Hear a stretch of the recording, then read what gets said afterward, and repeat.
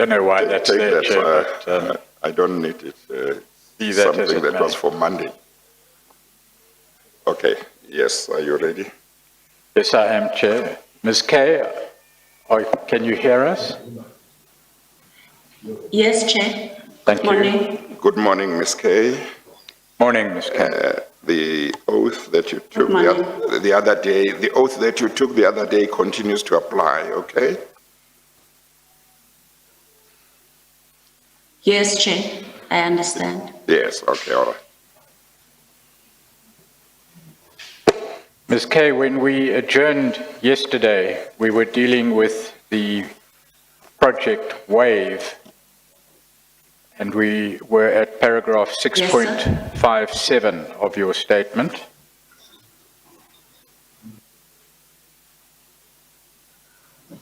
You confirmed your knowledge of the contents of the second sentence in paragraph 6.57 to the effect that Frank had explained in his interview with the investigation team that the initial plan, Project WAVE, bore no resemblance to the activities later carried out under Project WAVE, which related to the media. You confirmed that? Yes. Yes, I do. Then the next sentence reads, while the spending of funds started soon after the establishment of the project, it was only a year later that a group of co-workers were recruited and trained. Frank contends that this recruitment was ad hoc and admitted that he included his daughter in response to Ambassador Lomo's invitation to, quote, bring people, unquote. Are you able to confirm that as information having been given to the investigation? Yes, I'm able to confirm that. It appears... I'm sorry, Mr. Pretorius. Just so that people who are listening understand, would it be accurate if we say, whenever in relation to Ms. Kay's evidence and Mr. Y's affidavit, a reference is made to a name without a surname, everyone must understand that that is a pseudonym? Yes. It's been my practice thus far, Chair, to state explicitly when a name is a pseudonym, and I'll continue that practice. Yes. I didn't in this case, but we did yesterday. Yes. Okay, or when it comes up for the first time, you mean that? Yes, but I'll do it every time. Yeah. No problem, Chair. Okay, just for clarity. That's fine. Okay, all right. Ms. Kay, in relation to the second sentence in that paragraph, does that mean, and I'm just asking you to clarify what is said there, that the documents which would have established the project and the motivation for the release of funds would not accurately have reflected what was ultimately done under the rubric of Project WAVE? Could you please repeat that question, sir? The initial plan referred to in the second sentence Yes. is said here to have borne no resemblance to the activities later carried out under Project WAVE, which related to the media. In other words, the original plan, which would have been included in documentation motivating the establishment of the project and motivating the release of funds for the project, bore no resemblance to what was actually conducted under the rubric of the project. Is that what that sentence means? Yes, that's what it means. Thank you. Paragraph 56.58 reads, a progress report dated 26 November 2016 provides further insight into the operational activities of Project WAVE. That progress report is in the documentation but there is a quote here from that document.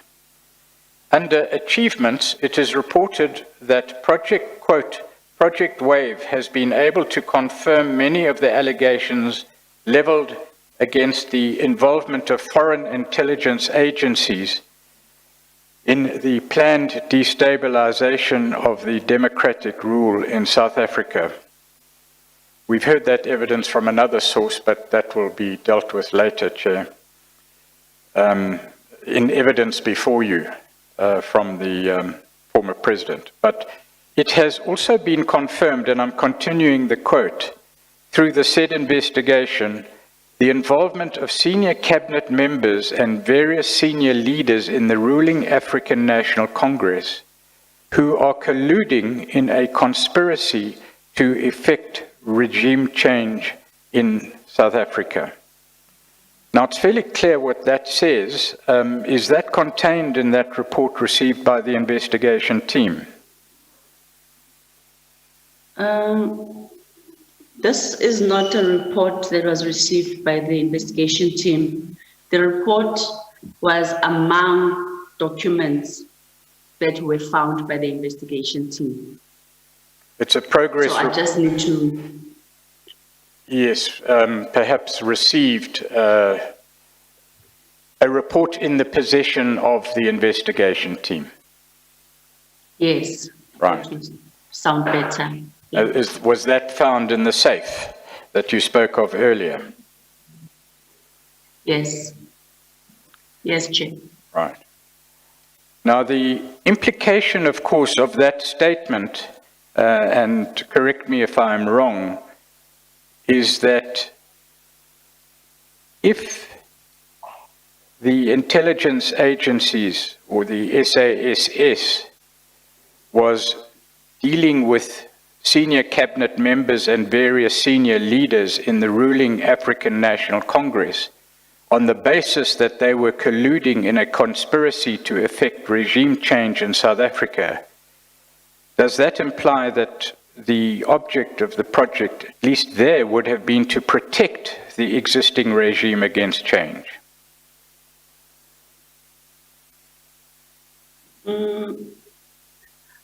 I could infer that, yes, I could.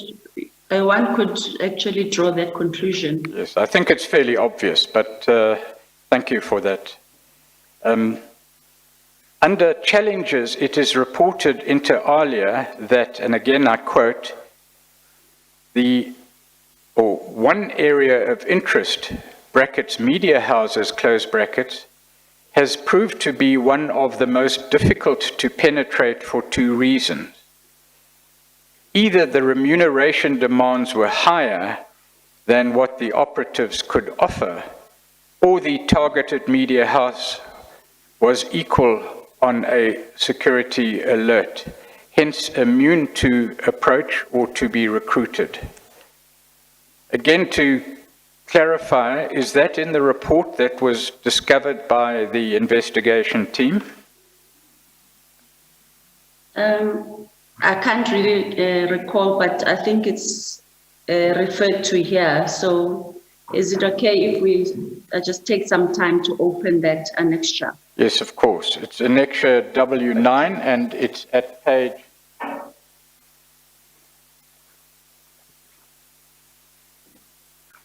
656. Yes. Okay. Of annexure of bundle SSA 1.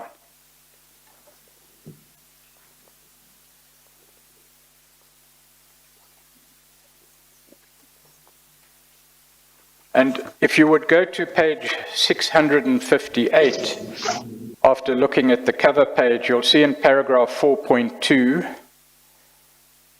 Yes. subparagraph A. Yes, I found it. Have you found it?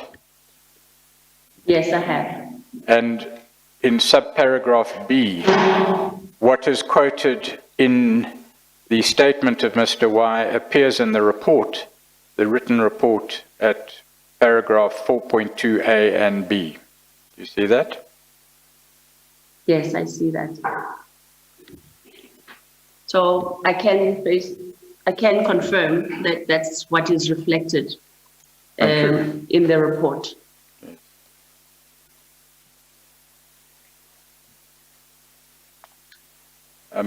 One of the observations one can make from that extract from the report is that possible sources within the media were, in some cases at least, too expensive for the operatives to be recruited, and the other is that media houses or certain media houses refused to cooperate.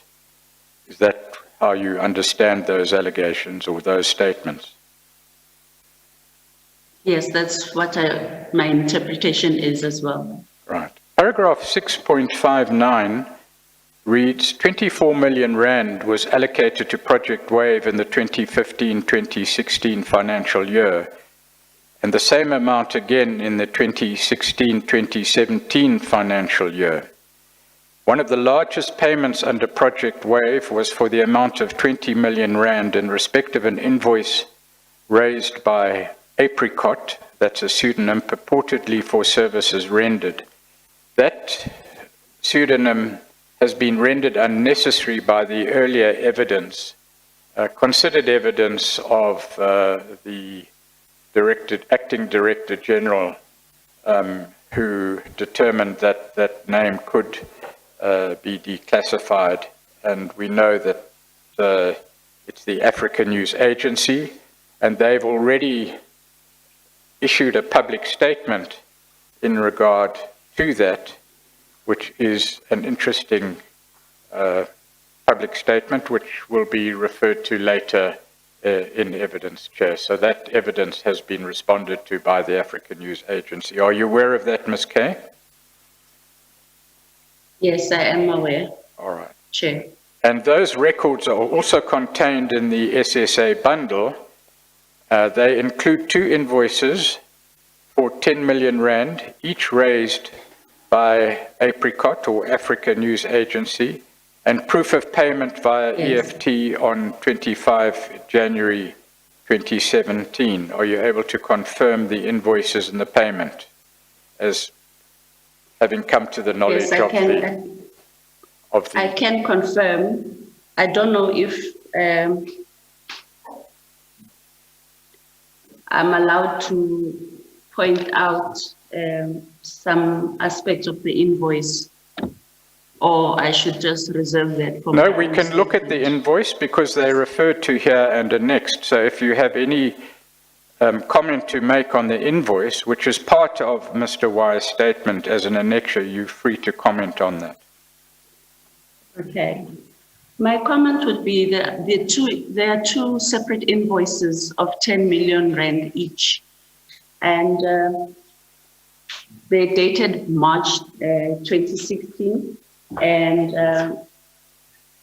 June 2016, respectively. But the invoices are actually addressed for the attention of Mr. Tulani Zomo. But the invoices are actually only paid in January 2017. So what I note here is the signature. I don't know if I'm supposed to mention whose signature it is. If it's the signature of an operative... Authorized payment. Yes, if it's the signature of an operative, please don't mention it. If it's a signature of an official, you may mention it because it's before the chair. No, it's not an operative. It's a signature of Mr. Arthur Fraser.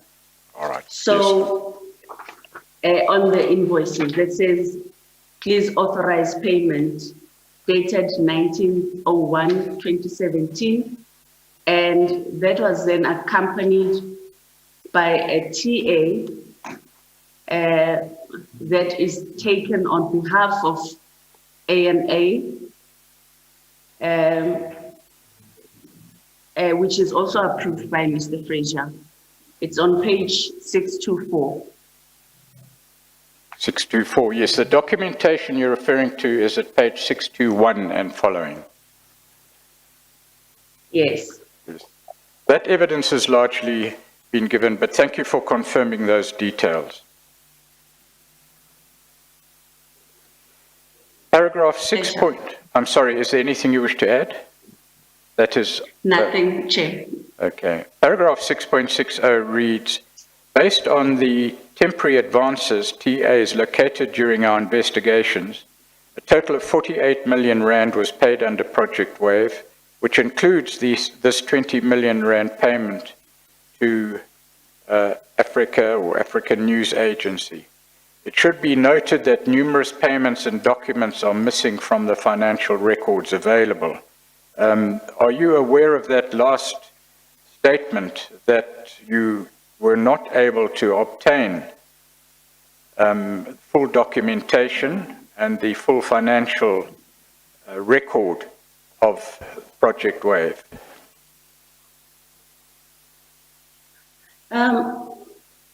I would partially agree with that statement, but there is further information that was attached to some of these TAs, which actually gave a list of the individuals employed by ANA that were paid by us. So that has been submitted, I think, to the Commission. All right. That I'm not sure whether, in respect of that information, it has been declassified for our purposes. Yeah.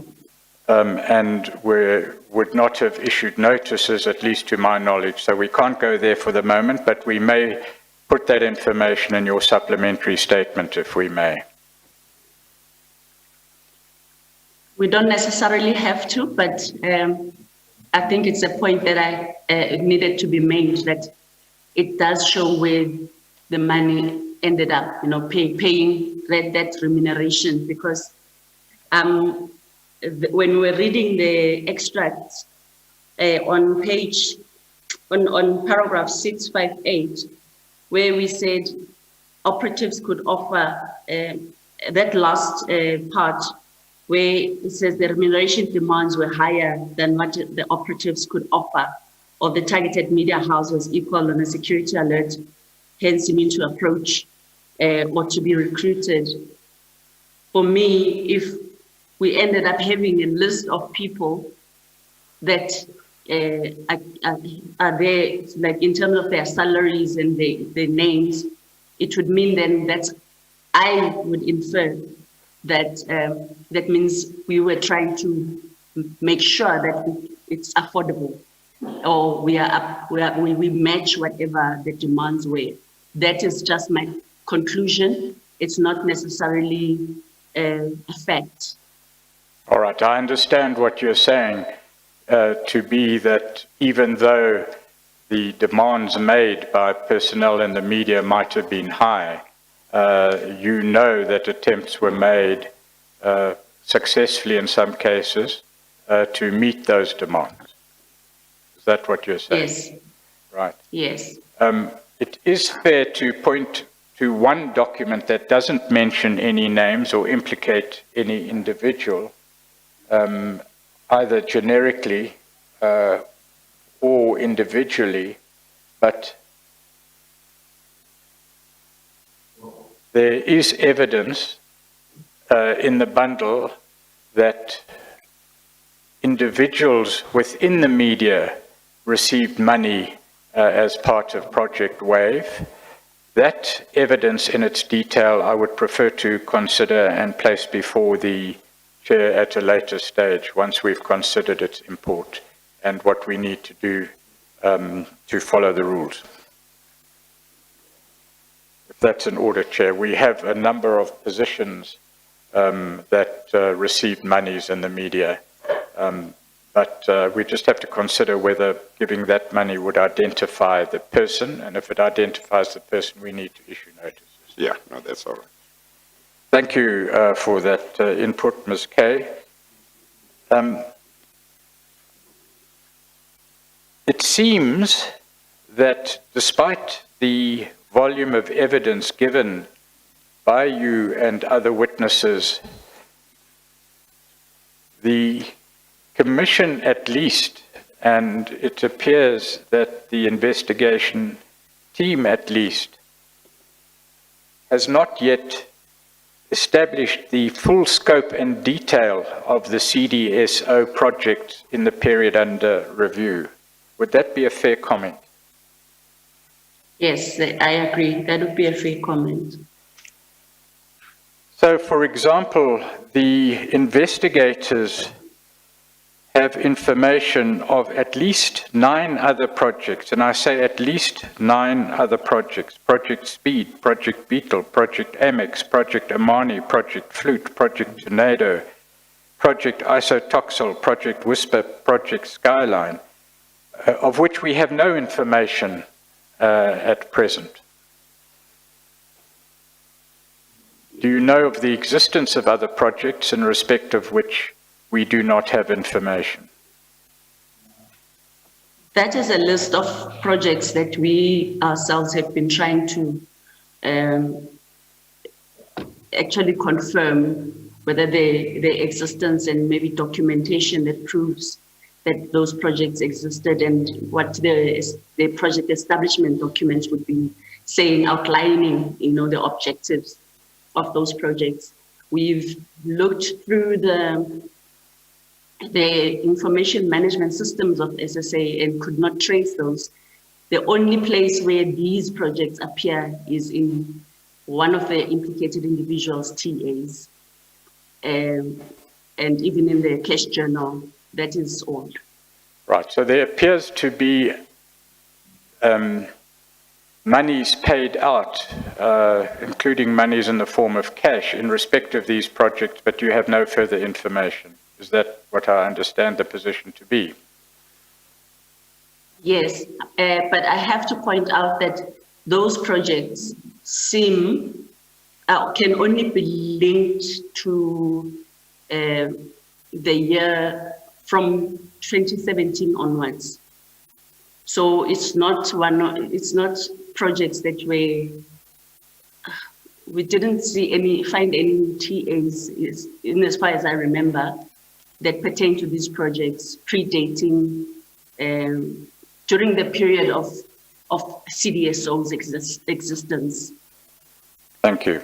Well, we now get to another category of projects, and that's operations within the Office of the Director General.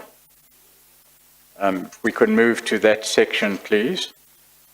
Paragraph 7.1 reads, in August 2013, Ambassador Zondo Commission was appointed as the new DG for SSA, following the national election in May 2014.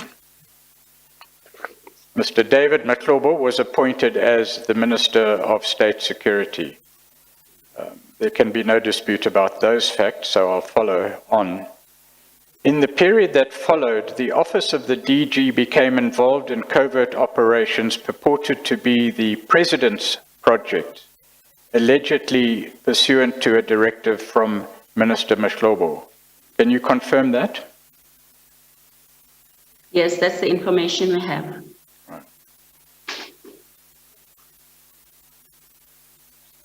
The paragraph continues, this is reflected in the notable increase in operational expenditure in the Office of the DG, which was mainly attributed to these covert projects. Are you able to confirm that? Yes, I can. It's based on official budget information, budget and expenditure information from the SSA. Yes, and we'll come back to that topic in a moment. Paragraph 7.2 reads, during his tenure as Minister of State Security, Mr. Mahlobo became directly involved in operational matters. He instructed and approved the utilization of retained earnings to fund the CDSO projects, including projects he was personally involved in. His involvement even extended to the handling of cash used in these operations, with deliveries of large cash amounts in the region of 4.5 million rand per month being made by various CDSO officials to the Minister's office and or residence. Did you receive evidence in that regard in the investigation? Yes, I think that has already been covered earlier on in the statement, in Mr. White's statement. Yes. But I think what I need to comment on here is to make things clear, is that it meant that as we had gone through the expenditure and overspending of CDSO in that period, that was overlaid. It happened at the same time as the expenditure on covert ops in the DG's office.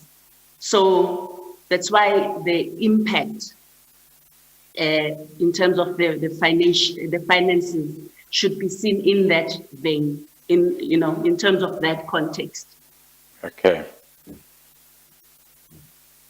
Paragraph 7.3 reads, pseudonym Helen, who was appointed as the office manager in the DG's office, and I'm going to exclude the date, withdrew temporary advances for operational expenses related to these President's projects. And I'm not going to talk any more about the position later held by Helen or what her office was. But there is evidence that was received by you, and was that evidence received from Helen, pseudonym Helen? The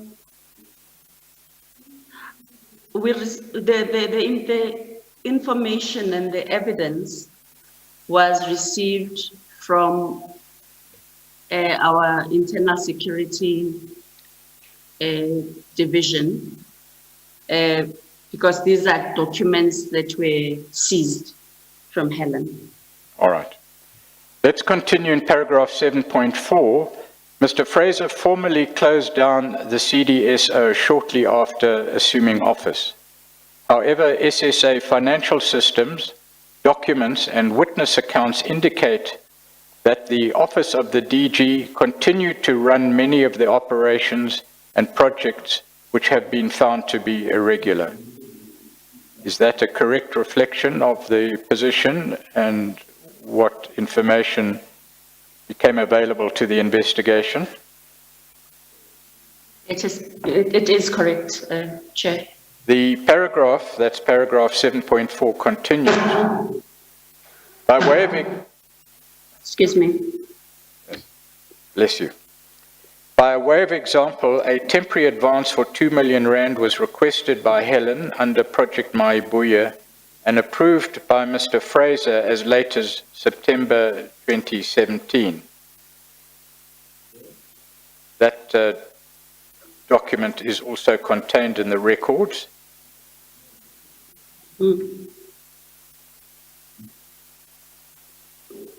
For the record, it appears at page 549 of SSA 1. If you need to go there, we can, but do you know of that fact, or alleged fact? Okay. Do you know of that? Yes, I do know that. All right. Chair. Helen's pseudonym, TA records reflect that approximately 242 million rand was taken or paid by her in the period from February 2014 to March 2018, allegedly for operations that were run from the office of the DG. The electronic TA records reflecting the aforementioned withdrawals are contained in a schedule in file 2 of the SSA bundle and is marked Annexa RH 1.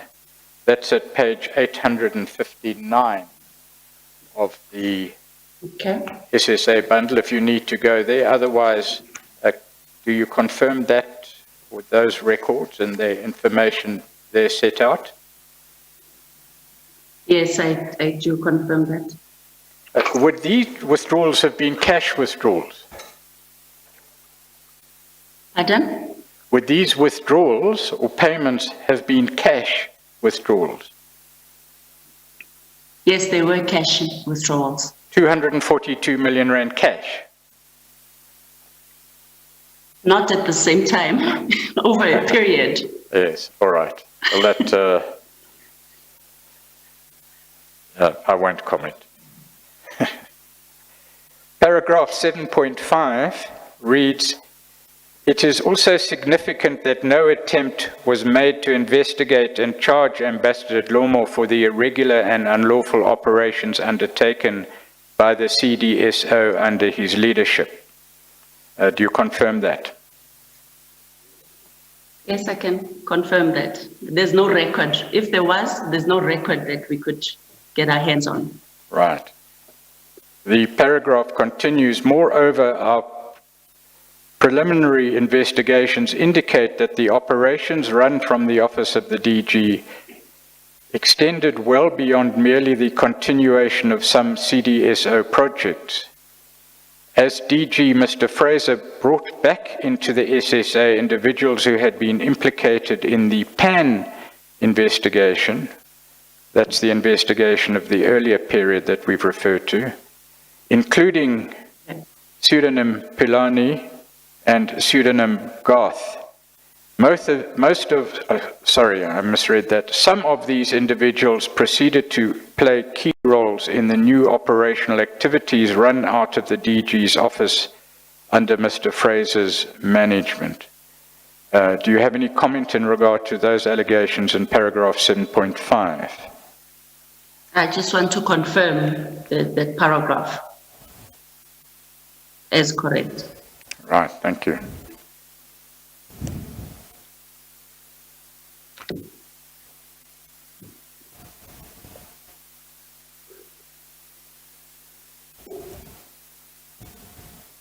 Then we go to paragraph 7.6, which reads, "The expansion of operational activities run from the office of the DG is reflected in the budgetary allocations. During Mr. Fraser's tenure, the budget for the office of the DG increased from approximately 42 million rand in the 2016-2017 financial year to approximately 303 million rand in the 2017-2018 financial year. Are you able to confirm that from documentation received? I would like to confirm with the proviso that there is an amendment, because it's not the budget that increased from 42 million, it's the expenditure. It's the operational expenditure that increased from 42 million to 303 million. Thank you. Subject to that clarification and correction, the information I take it you confirm is correct. Yes, I can confirm that.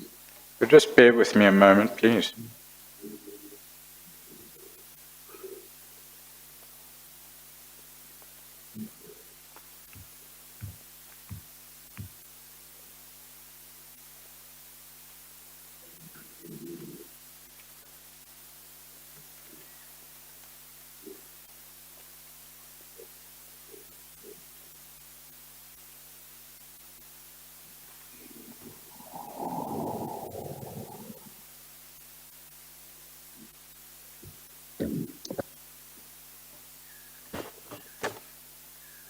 Chair, if you would just bear with me for a moment.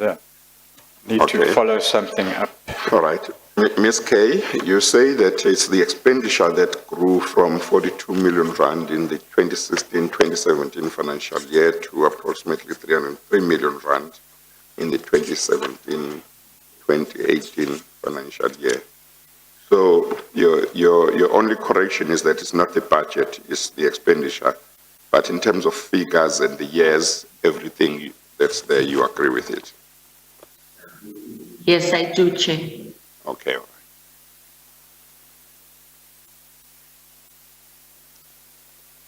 The paragraph continues. It reads, "It is striking that roughly 74%, amounting to 225 million rand, of the total expenditure in the 2017-20... Excuse me, Chair. Yes, I'm sorry. Excuse me, Chair. Yes, yes. Yes, Ms. Kay. For a moment there was a technical glitch. So I think You did not hear the whole I'm not question. sure what happened in between. So Oh, I couldn't, yes, I couldn't hear anything, but now we're back. Yes, we were silent for a while as well. Oh, okay. No, that's fine. Okay.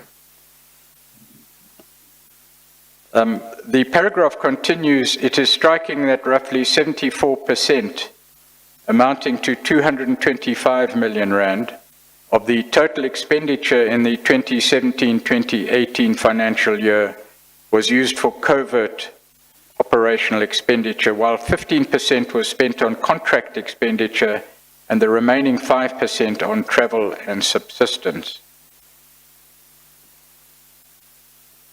Are you able to confirm that? Yes. There's also a typo. The contract, they're supposed to say contact expenditure, but otherwise I agree with the sentence. So that's a typographical error. Contract expenditure, it's contacts expenditure, is that correct? Yes. All right, thank you for that. Yes. No, I'm sorry. I thought she was saying the opposite. Let me have a look. Is that 7.6? What paragraph? Paragraph 7.6, Yes, Chair. third sentence. That sentence. Third sentence, yes. The word, am I correct in understanding, well, perhaps you should say what correction should be made. Yes, just state, Ms. Kay, what that word should read. It should say contact. Oh, Contact expenditure. okay. Is that something you can explain without any harm to security, state security agency, contact expenditure, or explaining it might not be appropriate? Chair, If you are not sure, Chair, let's it's not just, explain it. okay, may I continue? Yes, I'm saying, if you are not sure whether explaining it would be appropriate or not, then don't explain it. But if you are sure that there is no problem, then you could explain it to me what it means, contact expenditure. Well, if Let me not explain it because it's not actually anything that's complicated or top secret, but because it comes from the ODs, which we said yesterday have not been declassified. Okay, Maybe it all would right. be best that I don't. Okay, but it's meant to be contact expenditure and not contract expenditure. Yes, Chair. Okay. the paragraph continues, this concentration of SSA funds in the office of the DG during the 2017-2018 financial year came at the expense of legitimate operational structures and SSA provincial offices in particular. Is that a correct statement? Yes, it is, Chair.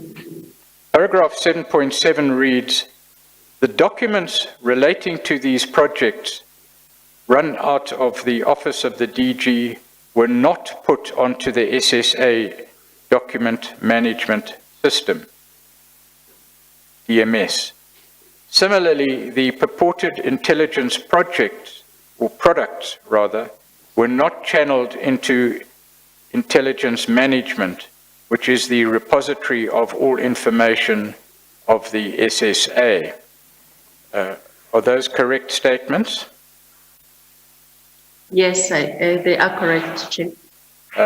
Was that information referred to there accessible to the investigation team, the VASA investigation team? I didn't quite understand the question. The documents relating to the projects run out of the office of the DG, were those made available to your investigation or were they otherwise accessible to your investigation?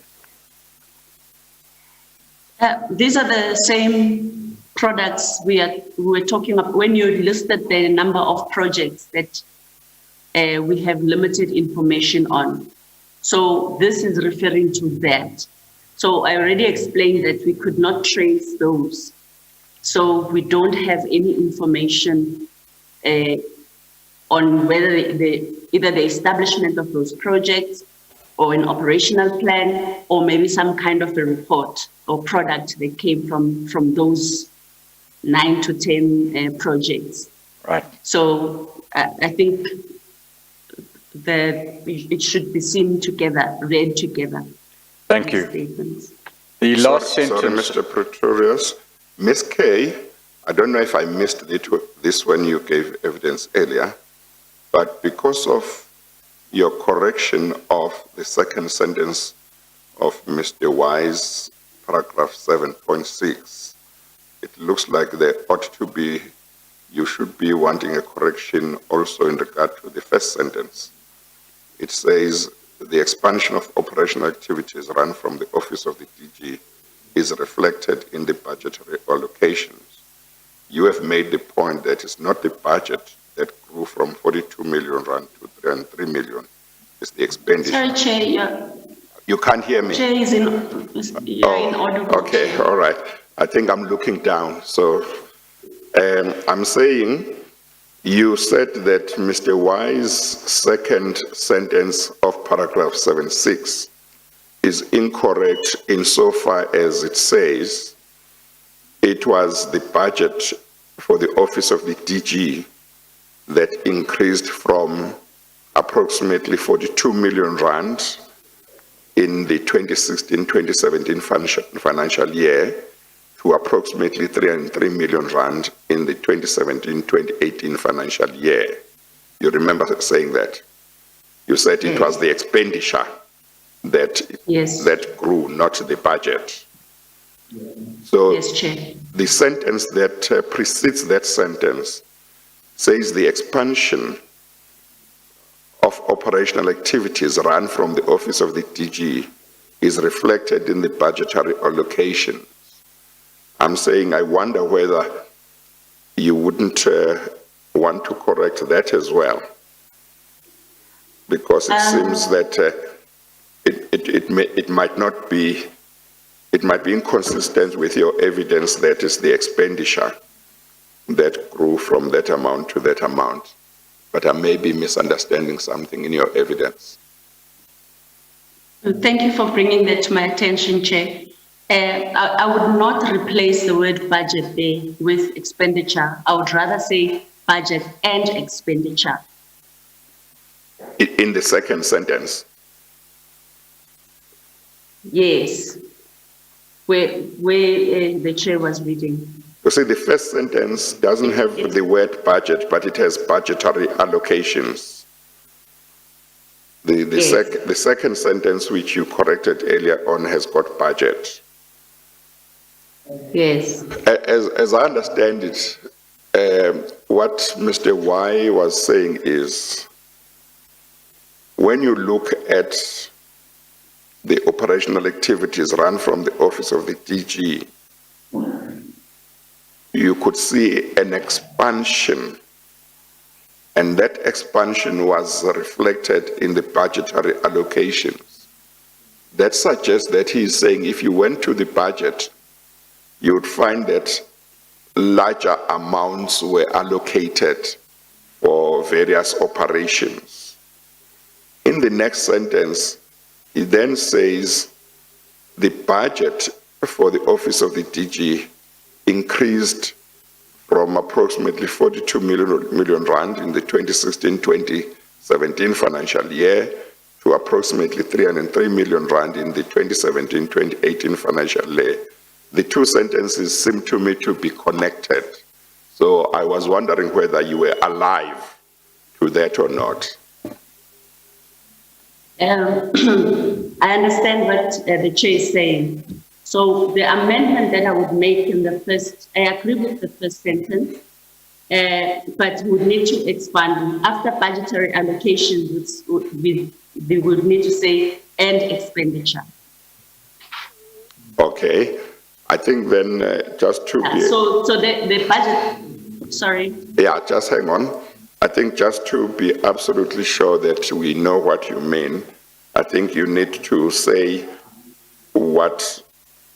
how the first sentence should read as far as you are concerned and how the second sentence should read, and then we are done with that point. Okay, Chair. The expansion of operational activities run from the Office of the DG is reflected in the budgetary allocations and expenditure.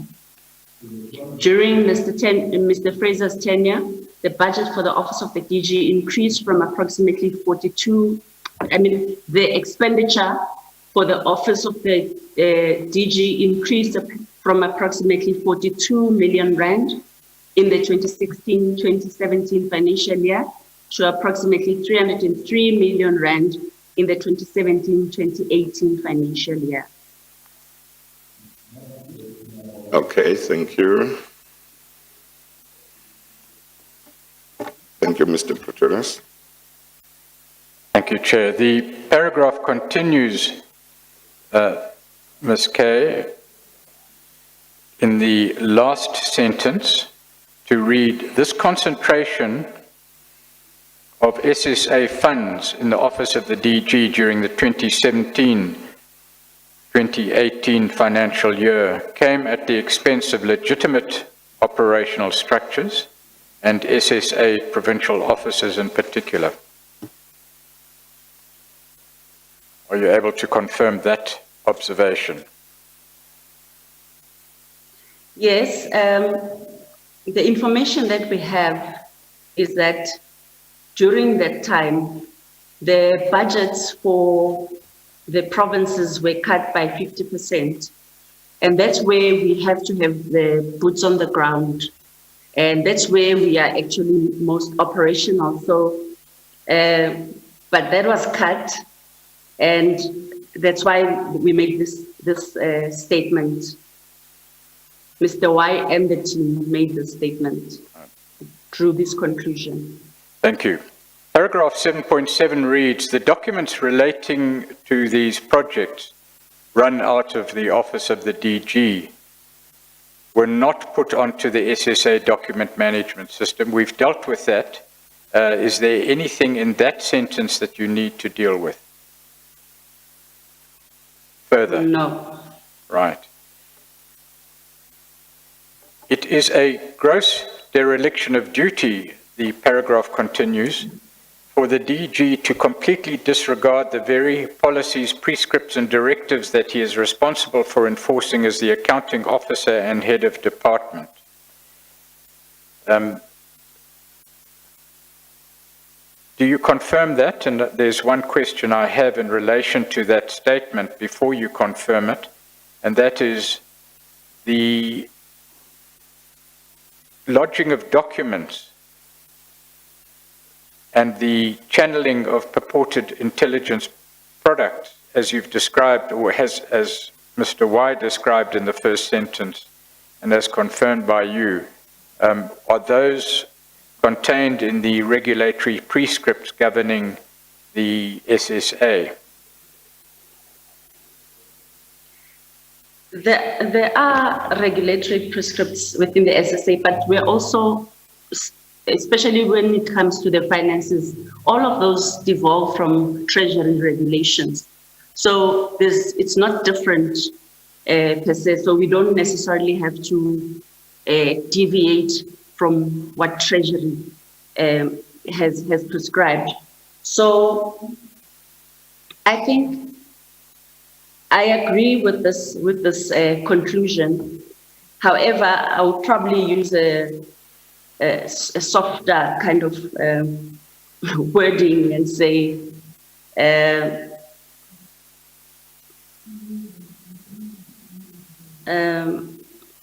don't want to announce, confirm it as it is a gross and, authoritatively say it is a gross what. I would rather say it would appear something like that. I don't know whether it makes any difference because the challenge is this is based on our assessment not necessarily that we got to engage with that office to get the explanation. So I understand you to qualify it by saying, according to the information at your disposal, that is at least a preliminary conclusion that you draw. Yes. Then paragraph 7.8 reads, in the absence of details on the operational activities undertaken in respect of these projects, the deliberate circumventing of SSA systems by the Office of the DG suggests these projects were either in breach of the SSA's mandate and or the Constitution, or were special purpose vehicles created to facilitate the looting of state coffers. Do you have any comment in relation to that statement? Yes. I agree with the statement based on the information that we have. Right. And also,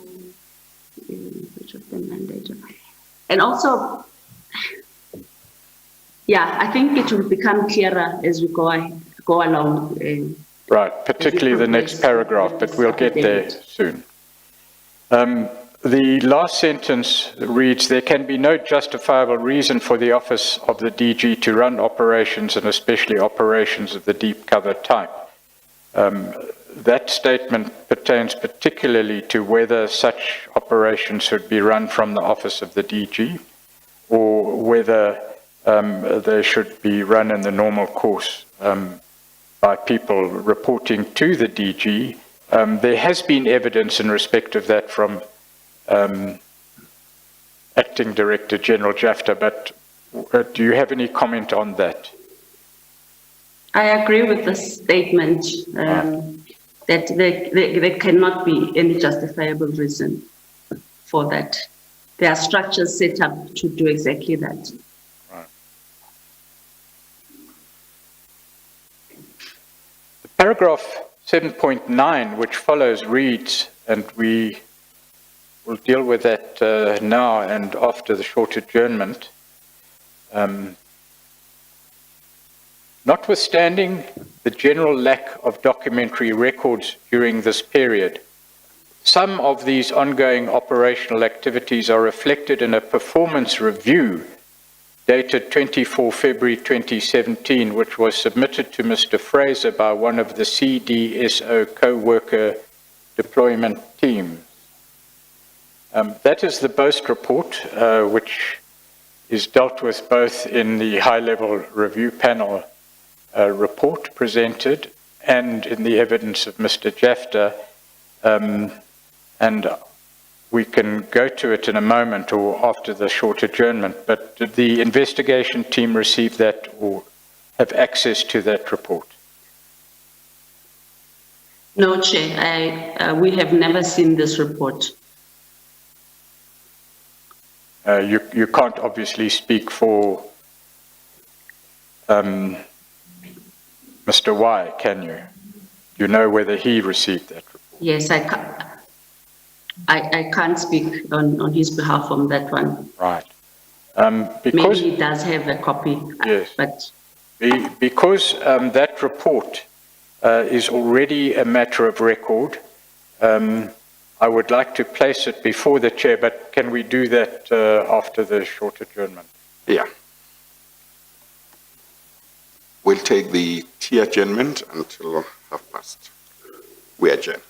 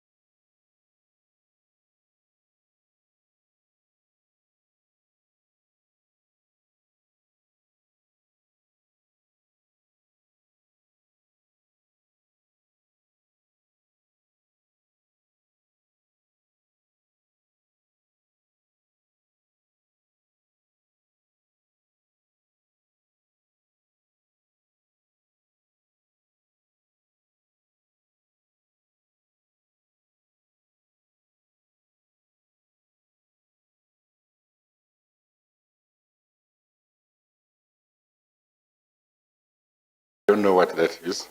It's a sneeze, as I understand it, or a cough. Okay, all right, proceed. The Annexure Q referred to in paragraph 7.9 is in the bundle of documents provided to the Commission. It has been referred to in the evidence by Dr. Mufamadi. Its contents have been referred to, and it's been referred to in the evidence of Mr. Jafta. I understand it didn't come directly before the investigation team, but for the sake of completeness, because we're wrapping up the evidence this week, at least for the moment, I'd like to place it on record and see if you have any comment in relation thereto. There are also a number of parties who, although not implicated, may be affected, who would be concerned by the contents of the whole report. I request that I don't comment on this. Well, I'm just placing it on record. You don't have to comment. Okay, thank you. At page 241, Chair, bundle SSA01, there is an operational and performance review section of the whole performance review dated 24 February 2017. And I'm going to read from the right-hand column, Chair, of that.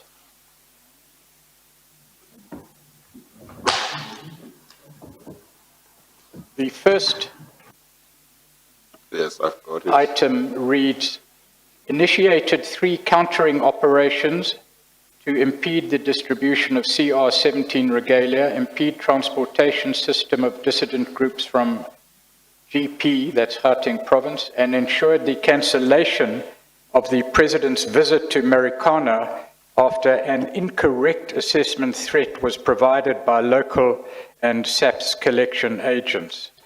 The assessment done by the CDSO-CW team provided, quote, alternative facts, unquote, in terms of the threat on the ground. This information resulted in the Minister of State Security visiting the site and endorsing the threat assessment, done by CDSO, and thereby cancelling the President's visit due to the risks involved. The next item reads under State of Nation Address, Western Cape, February 2016. The co-workers were able to infiltrate and penetrate the leadership of the structure of the ZMF movement. I interject, Chair, this evidence has been given.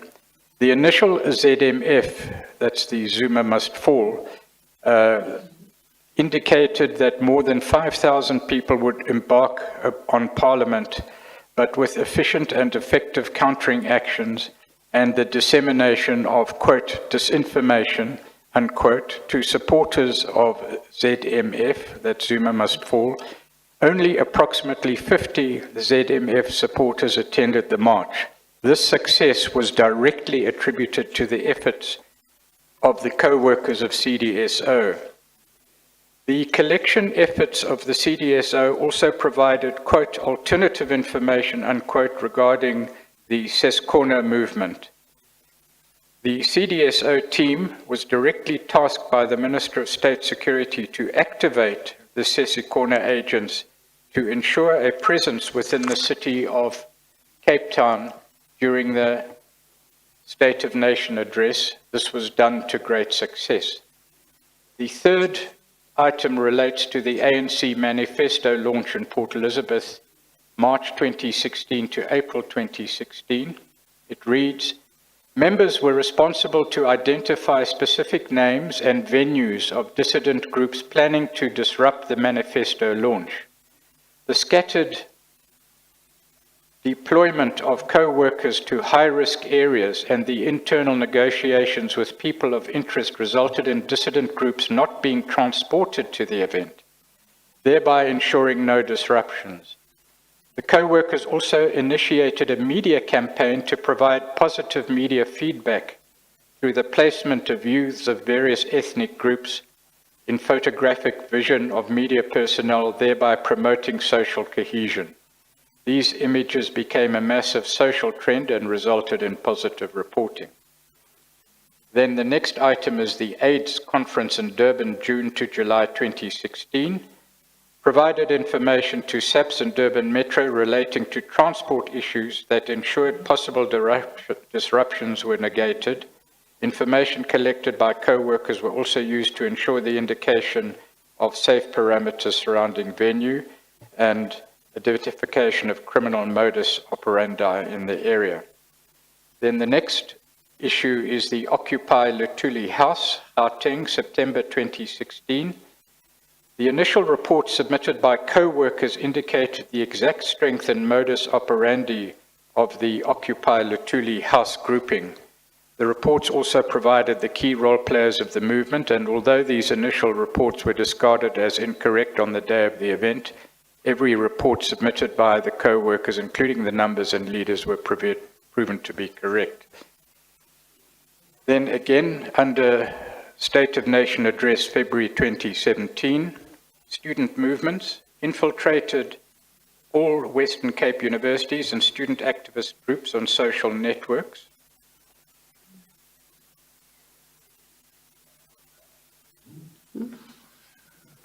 Under the head Political Environment, a little way down, the group infiltrated and penetrated various political groups affiliated to active and passive opposition groups that threatened to disrupt the key events through disruptive actions.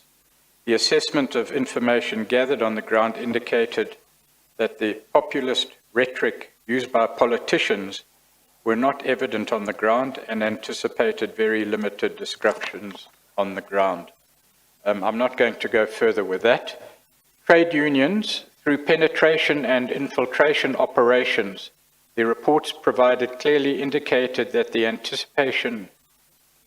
anticipated, quote, Section 77, unquote, notice to march on Parliament during the budget speech, the, quote, new federation, unquote, NUMSA, FAWU, and other smaller affiliates will not materialize due to minimal support. The identification of trade unions using the promise of jobs if they attended the march was neutralized by disseminating countering information to affected youth. This resulted in minimal support to these marches.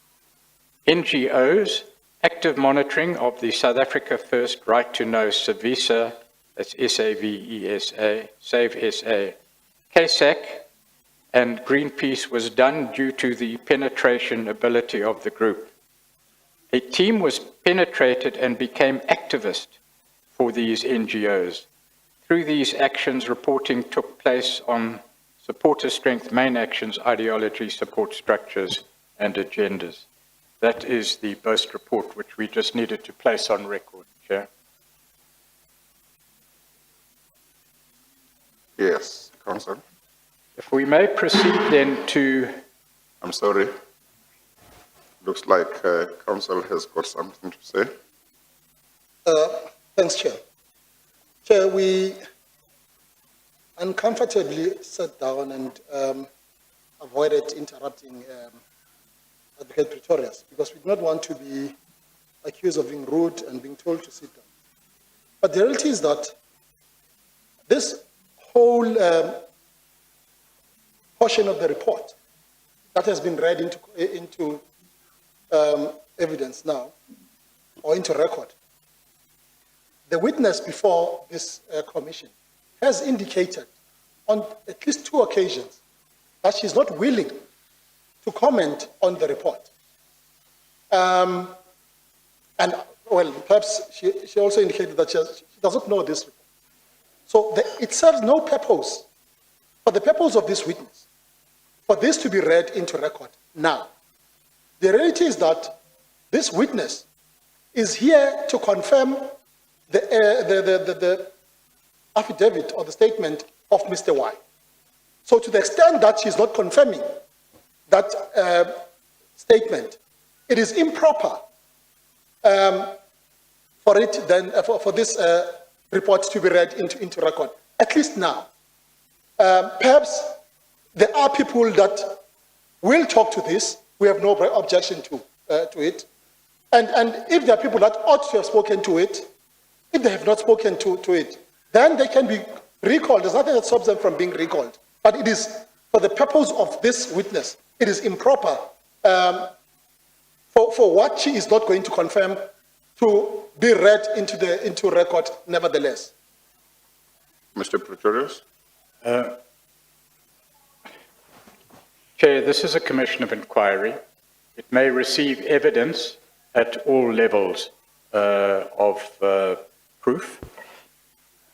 Perhaps my learned friend didn't understand. I'm not asking this witness to comment on the report at all. She's made her position clear. I asked for leave to place it on record. The reason for placing it on record this week is so that interested parties can examine the evidence and deal with it. The evidence has been placed before you, Chair, by at least two witnesses. Dr.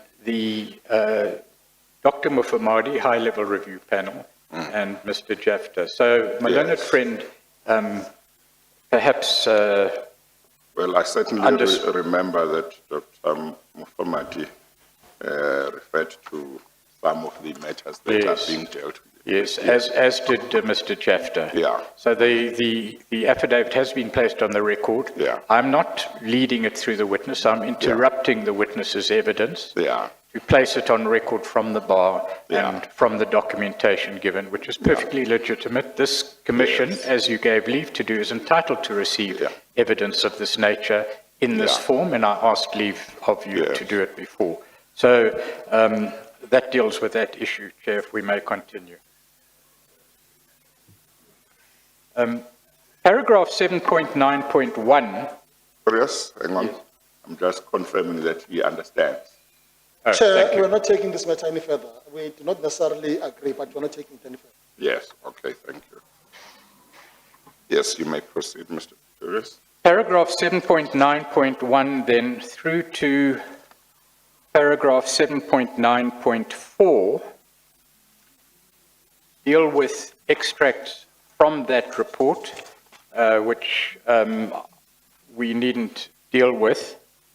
And we can go then to paragraph 7.11, Ms. Kay. Yes, Chair. Before I ask you any questions, can you have a look at paragraph 7.11 and tell me whether you can comment in relation to those allegations?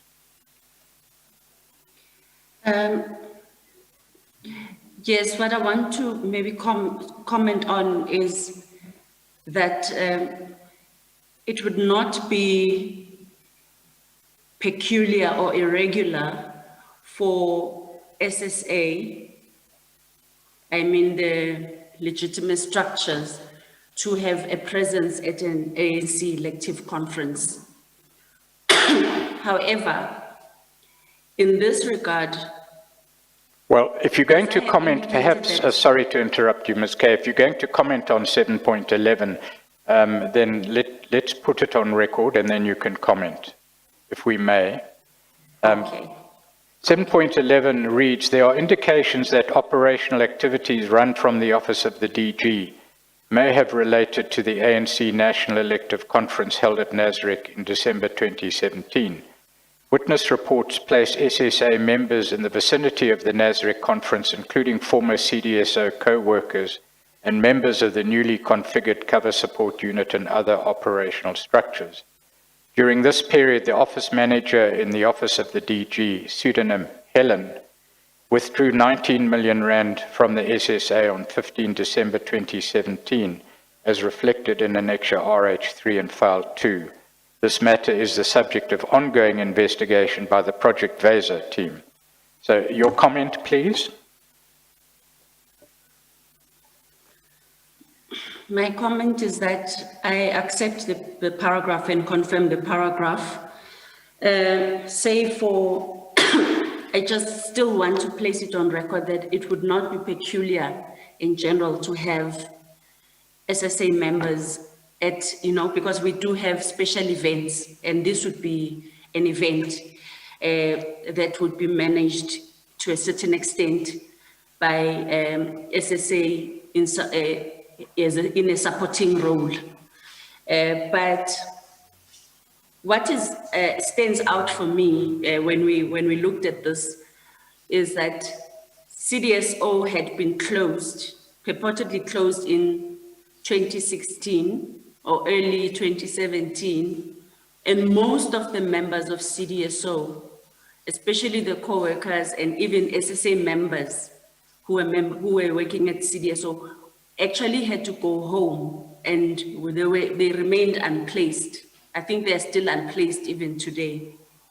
Yet, when it was time for NASREC, according to witness accounts of people that were part of this, they were called from home to partake in whatever this operation was, for them to be present at NASREC. That's all I want to just add there. Thank you, Ms. Kay. What follows from... I'm sorry, Mr. Pretorius. Did you say, Ms. Kay, that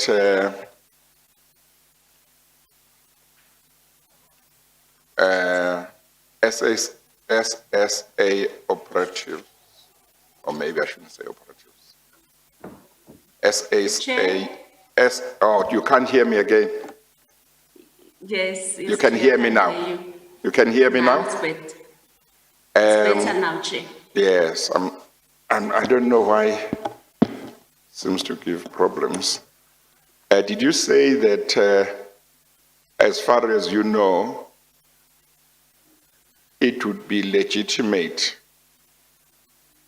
for SSA people, I'm saying people, you might be able to categorize them, to be... Chair? You can't hear me.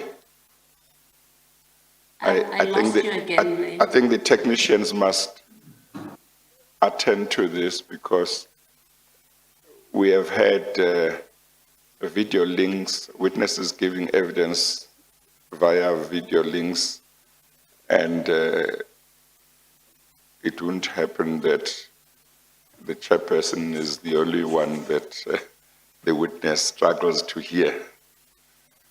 Yes, Chair. It may be important because what follows are conclusions of a general nature in relation to which you may wish to ask questions of the witness. Yes.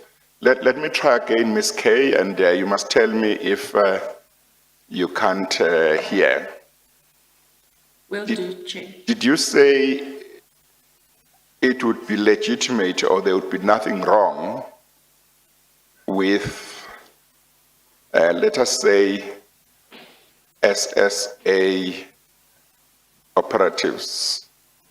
Maybe you can put another category of SSA people in the place of operatives, or in addition to operatives, to be, for example, at the conference of a political party, or to be in the vicinity of the conference of a political party where their presence there is connected with the conference of that political party.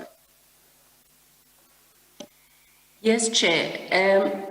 I'm drawing that, I stand to be corrected, but I'm drawing that from my experience where if maybe the ANC or a political party would have an event, they would ask the assistance of the net joints.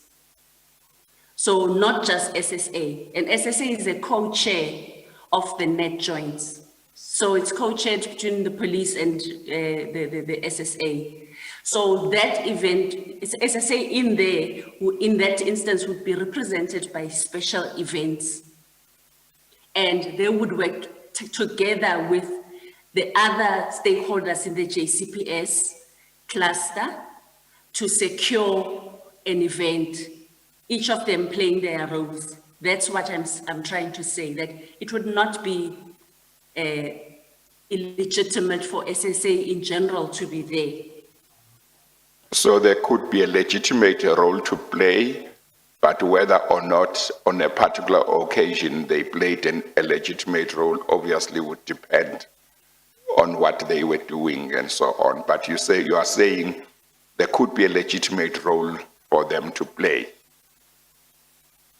Yes, Uh, that's what I'm saying, Chair. do you know from your experience whether something like that happens with the conferences of other political parties? The DA, the UDM, the EFF? I don't know, Chair, if it happens, because I'm not in the special events environment. I'm not placed in, well placed, to answer that.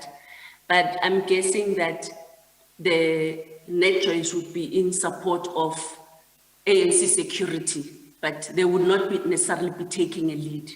And also because there would be dignitaries there, cabinet ministers, so it does justify that. So I'm not sure if within DA there's a member of the executive. I don't know.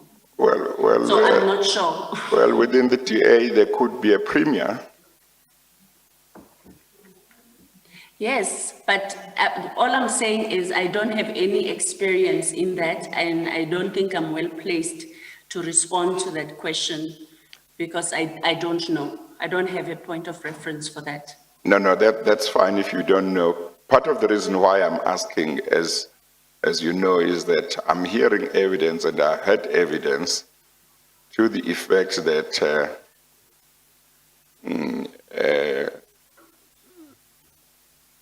the CDSO or SSA or certain units of it were interfering or seemed to have had interest in factions within the ANC. So when you hear that when the ANC conference at Nasrec took place, SSA people were in the vicinity, you wonder whether they were there for a legitimate reason. And if they went there not because it was an ANC conference, but simply because it was an event, then the question arises, do they show the same interest when it is a DA conference, a UDM conference, an EFF conference? So you have heard about them doing this in relation to an ANC conference, but you have not heard about them doing this in regard to other political parties, but you don't say that it didn't happen with other political parties, you simply say you have no knowledge. Is that correct? Yes, Chair, that's correct. Okay, all right. Mr. Pretorius? Thank you. In paragraph 7.11, Ms. Kay, the statement is made that during this period, that's December 2017, and I presume it refers to the time the conference was being held, the office manager in the office of the DG Helen withdrew 19 million rand from the SSA on 15 December 2017, and the document is referred to there. This matter is the subject of investigation by the Project Beza team.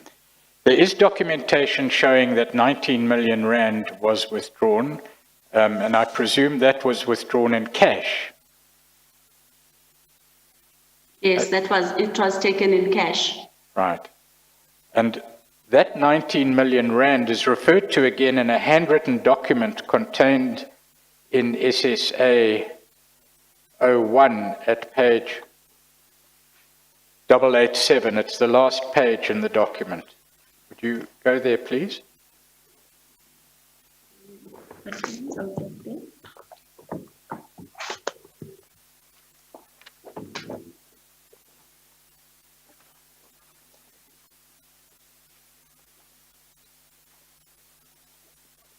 Yes, I'm there, Chair.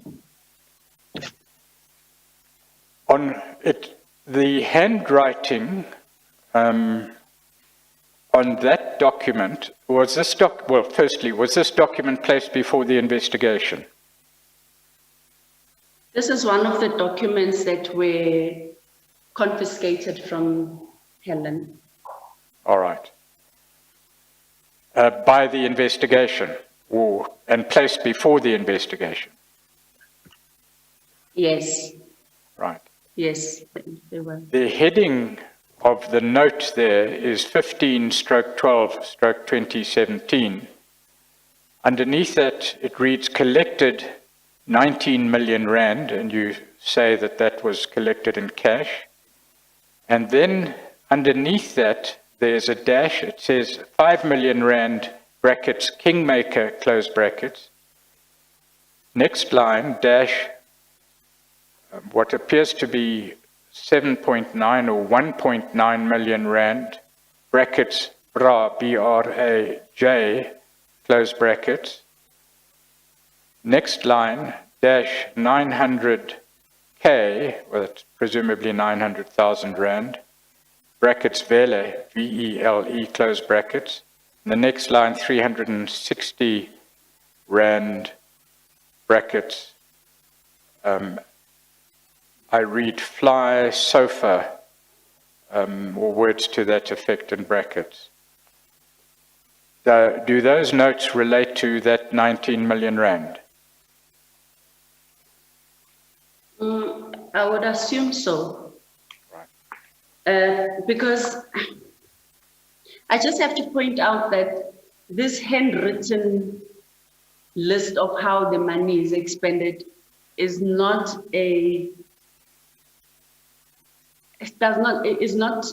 sufficient to justify and confirm how the money was expended.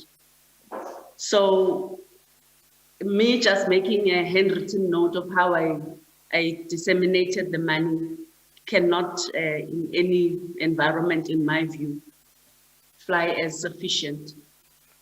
Yes. You say you are investigating the matter, I presume also on the basis of that document. Chair, we are investigating the info, but it's not just this one receipt. As we indicated earlier, we are investigating all of the TAs from 2014 to 2018, which amount to 224 million approximately, taken by the same person for covert operations, while their in-function responsibility is basically admin. So this is just one of the receipts. All right. Obviously, you would know more about the import of that document. You've qualified it. It is in the bundle. It was given to the Commission. You've explained as much as you can. But as said in the last sentence of paragraph 7.11, the matter is the subject of ongoing investigation by the Project Versa team. Is that correct? Well, is it a correct statement? We say Ms. Kay, is the matter the subject of ongoing? We're saying the matter of the ANC elective conference issue or the matter of the TA? No, I'm saying the matters referred to in relation to the 19 million rand withdrawn at the time of the elective conference in December 2017. Is that matter the subject of ongoing investigation? Yes, it is, Chair. Thank you. All right, let's move on then to more general topics.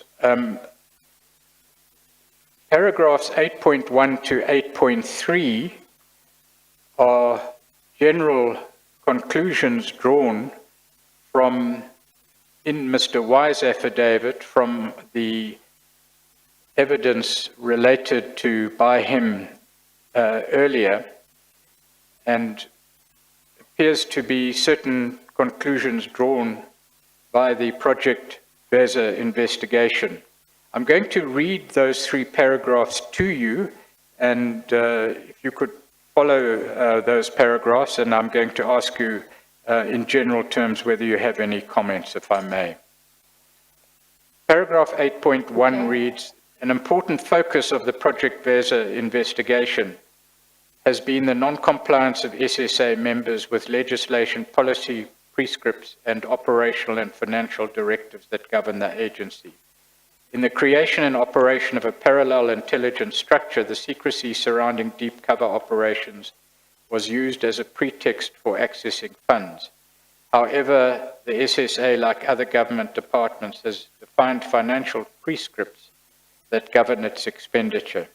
Do you have any comment on 8.1? I just agree with the paragraph. All right. 8.2 reads, preliminary analysis indicates that there has been gross non-compliance with operational and financial directives, especially in the establishment and management of covert projects and the creation of special purpose vehicles to siphon funds. These financial irregularities resulted in approximately 1.5 billion rand being taken from state coffers and expended both domestically and abroad during the period 2012-2018 under the guise of covert operations.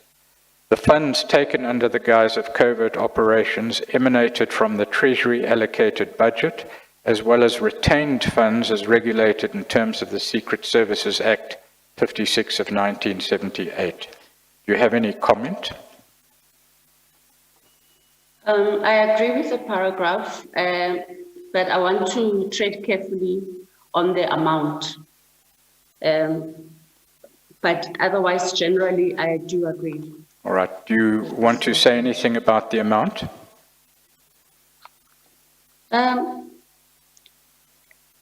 don't know. We have not really quantified the whatever was expended and whatever was siphoned, what was legal, what was illegal. So because it's an ongoing investigation, we have not done that as yet. We have not been able to, yeah. All right, so that approximation we can leave in the hands of Mr. Y. Yes, please. All right. 8.3 reads, these sustained patterns of financial irregularities and corrupt practices were exacerbated by inadequate and ineffective consequence management.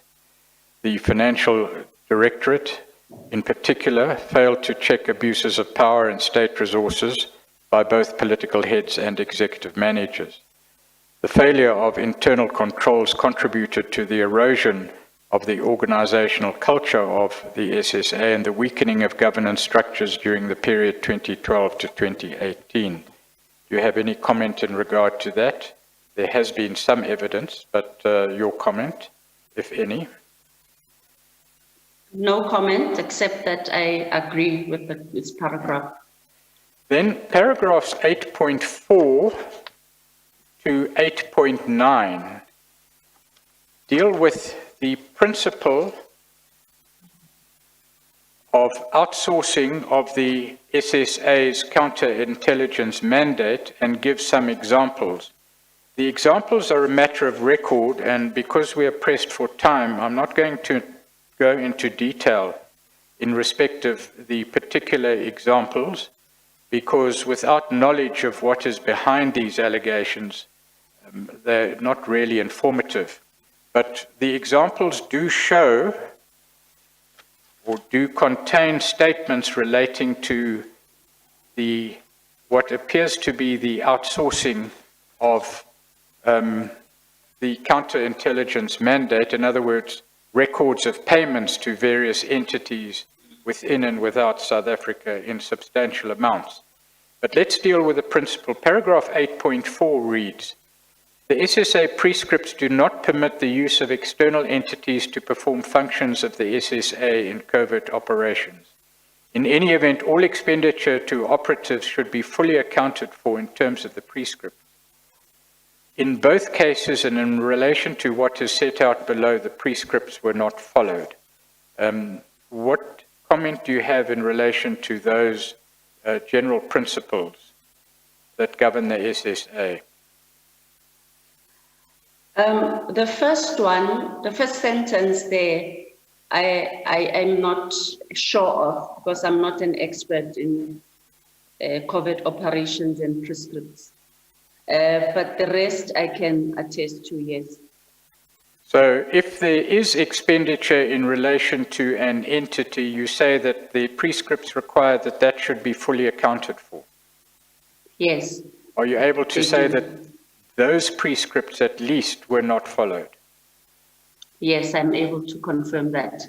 Right. 8.5 reads, in December 2014, Ambassador Dlomo illegally signed contracts on behalf of the SSA with several companies. These companies were integral to facilitating the illicit financial flows in CDSO projects and operations. Are you able to comment on that statement? Yes, this is 100% correct. All right. And what appears in in paragraphs 8.6 to 8.9 are examples of such payments. The entities to which payments were made have all been redacted, and very little information, therefore, emerges from these paragraphs. But if you would have a brief look at these paragraphs, and if you agree with me, we needn't go into that detail, but you're free to comment in relation to the detail contained here.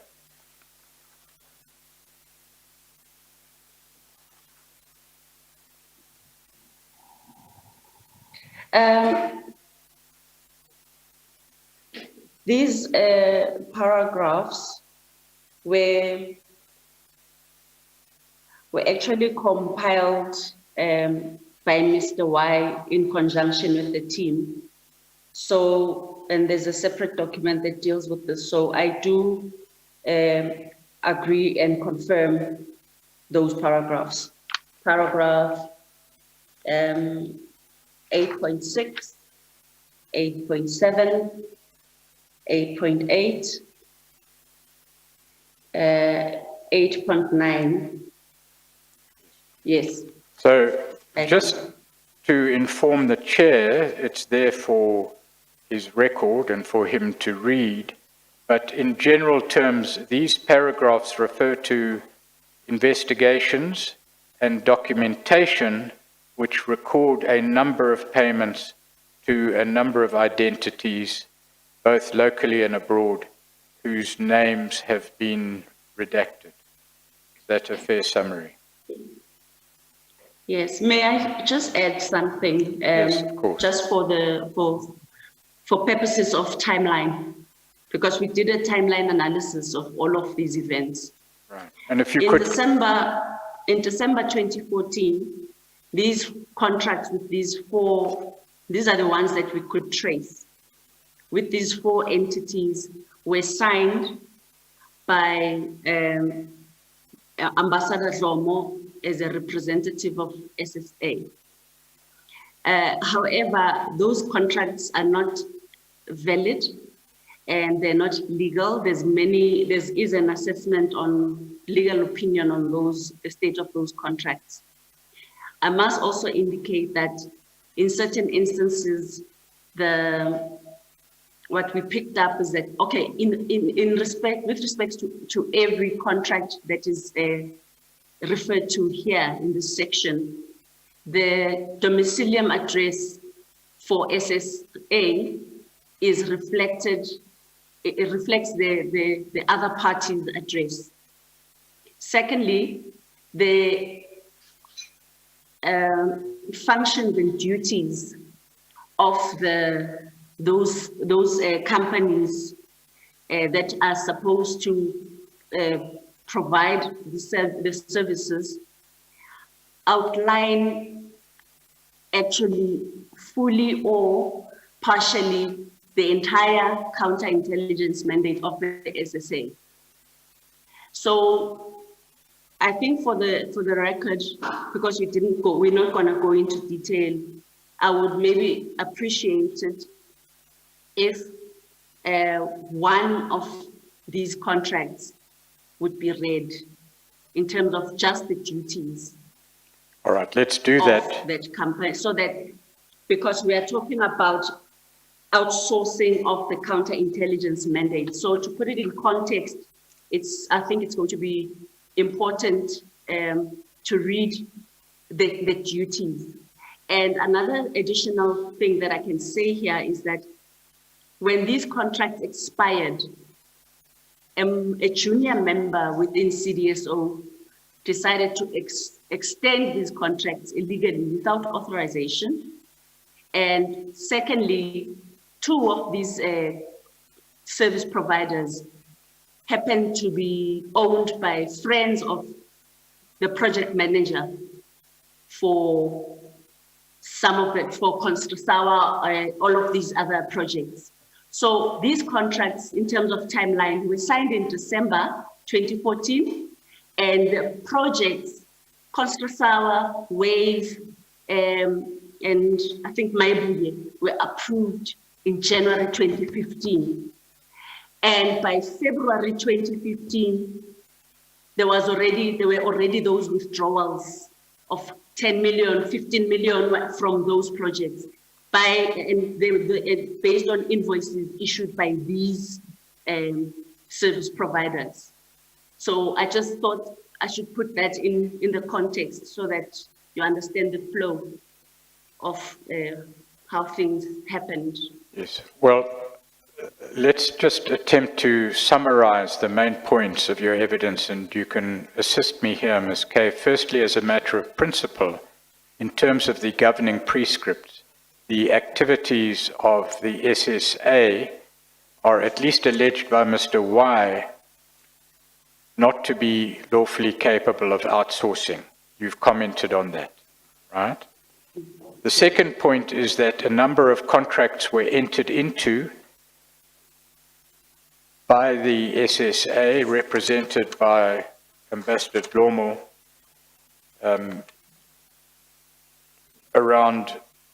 during or around December 2014, before the projects relevant to those contracts were approved and established. Is that correct? A month before. A month before. Thirdly, Yes. the proper procedures were not followed, and in some cases there was not proper authorization for the conclusion of these contracts or their later extension. Yes. The total of the amounts involved, at least in paragraphs 8.7, 8.8, and 8.8, I've just done a quick calculation, approximate to 125 million rand. Is that fair? If you look at the totals in 8.7, 8.8. That's a rough estimate. Yeah, no. You don't have to rely on my maths, but... Yeah, no, I'm too old now to calculate. My brain is not as sharp as it used to be. Well, then you'll have pity on me, Ms. Kay. It's well over 100 million rand. Yeah, it's safe to say that. Right. And you say the form of the contracts and the contracts themselves do not, in your view, comply with the regulatory prescripts. Is that correct? Yes. Okay. Yes, sir.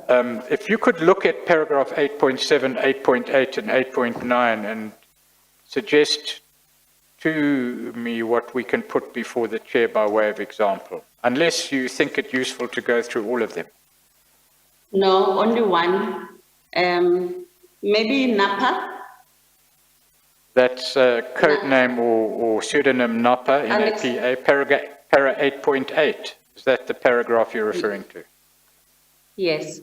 All right, let's look at that. Yes, Chair. Annex chart. One. You go to page SSA 01, page 56. Okay.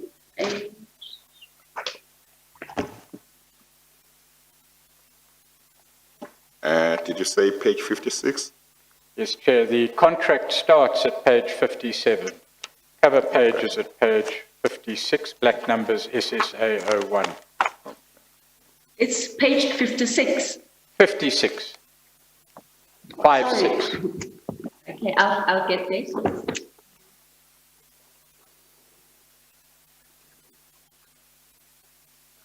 Yes, I'm there now.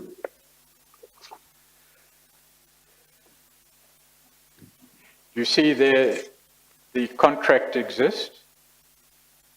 Yes, there's the contract. It doesn't say who is representing NAPA.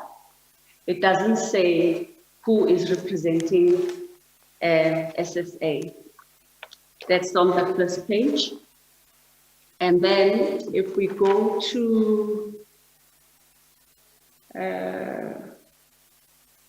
scope of work in paragraph 2 on page 059, 2.1 reads, the SSA hereby appoints. Don't mention it, please. Company. Pardon? Please don't mention the name of the company. That should have been redacted. I won't. Thank you. So the company is appointed to manage. Well, hang on one this second. project. Hang on one second, Ms. Kay. Mr. Pretorius, just tell her if there are other names she should not mention in the document. Yes.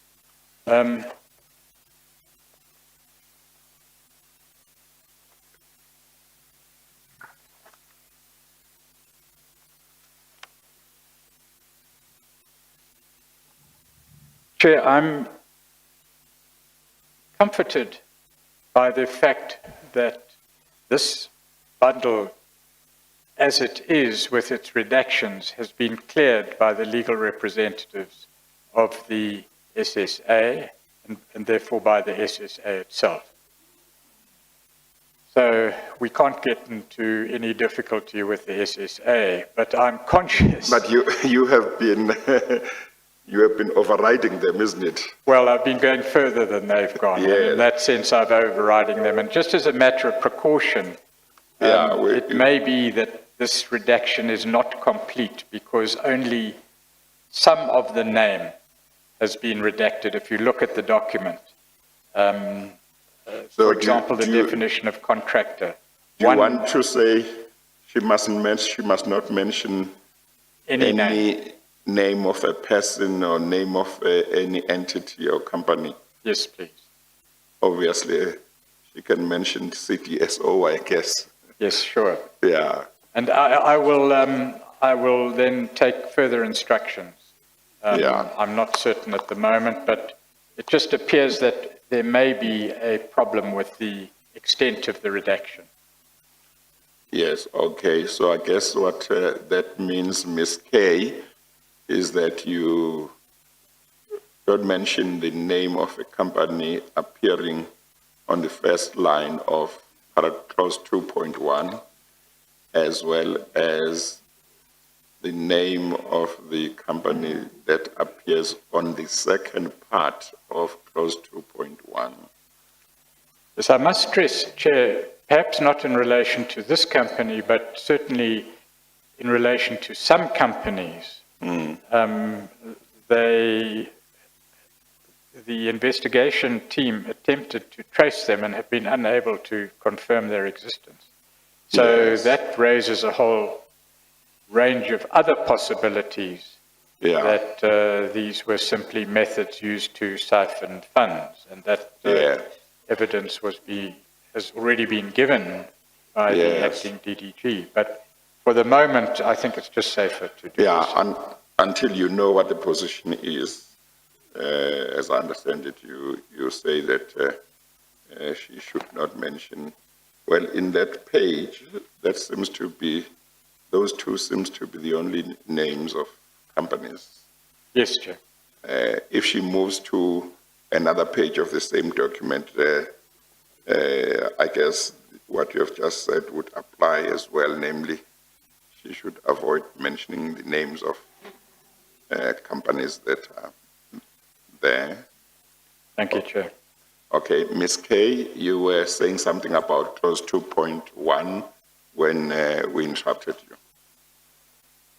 Yes, Chair. On the paragraph 2, is saying that the company the company is appointed to manage a converge project with the following scope of work, which will cover the following main areas. 1, project management function on behalf of CDSO as delegated by SSA executive. I'm sorry, 2, you are reading from where? I thought you were 2.1. 2.1.1. Oh, okay, all right. It's a I think it's a sub Yeah, I can see it now where you section. are. Yeah. Yes. So 2.1.1.1, it means project management includes this. Development of the project management charter, investigate the security risks and threats in the implementation of the project, both domestic and foreign, in the form of a research, conduct political, economic, social, security risks and threats research so as to position the project implementation within the intelligence domain, objectives and ultimate outcomes. Develop the surveillance framework for the security risk assessment in support to the work visits by the presidency into foreign domain. Identify, spot, recruit, train and manage assets which are to be positioned to provide intelligence relating to security, threats to our state, government, and the independence of the Republic of South Africa, Okay, it says Republic of Africa. Posed by hostile forces, governments, or even foreign intelligence services. The identification, recruitment, and handling of potential sources will be at the discretion and agreement of both parties.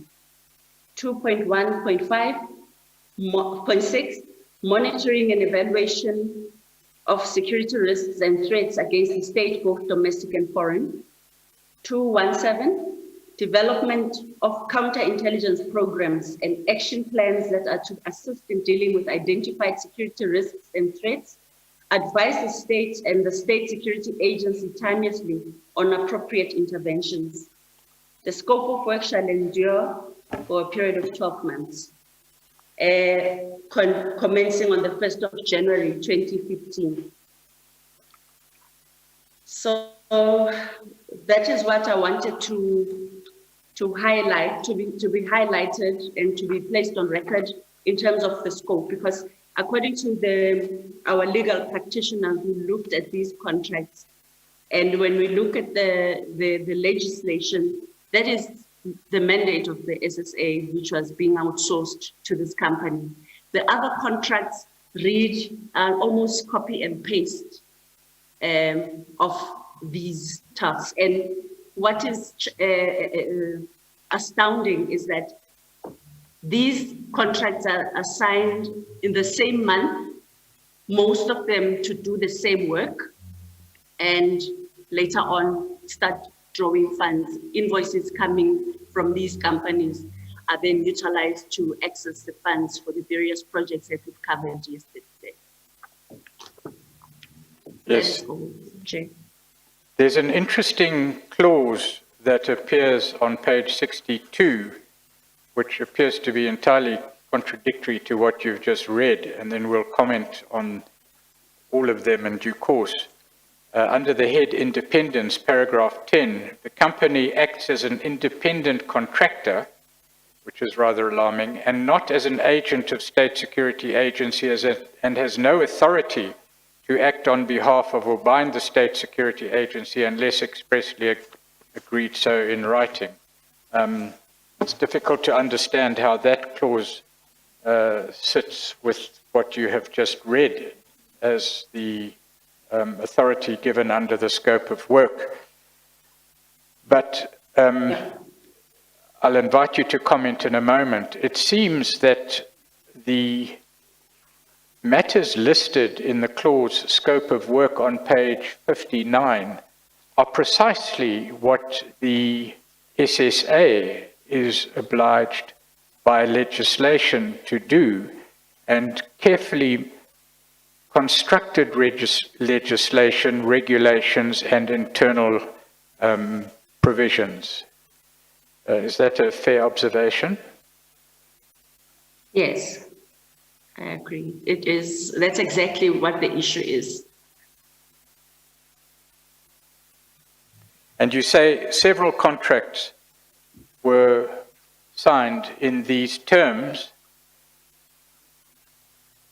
paying entities substantial amounts of money, well over 100 million rand, to do the work of the SSA.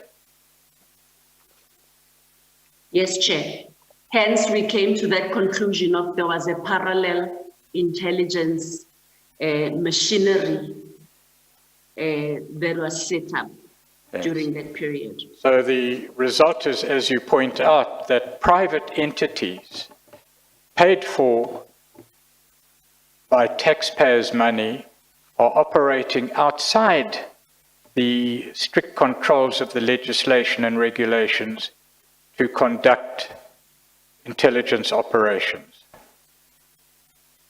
Is that a fair summary of the position? Can we please repeat that summary? The result of this outsourcing was to pay outside private entities to do intelligence work uncontrolled by the legislative prescripts governing the SSA. Yes, that is the issue, which means that the legitimate SSA structures almost became obsolete, or even if they were working, they would not have the benefit of getting whatever information. Meanwhile, money is redirected and rerouted to these entities. And it would mean then that there would not be,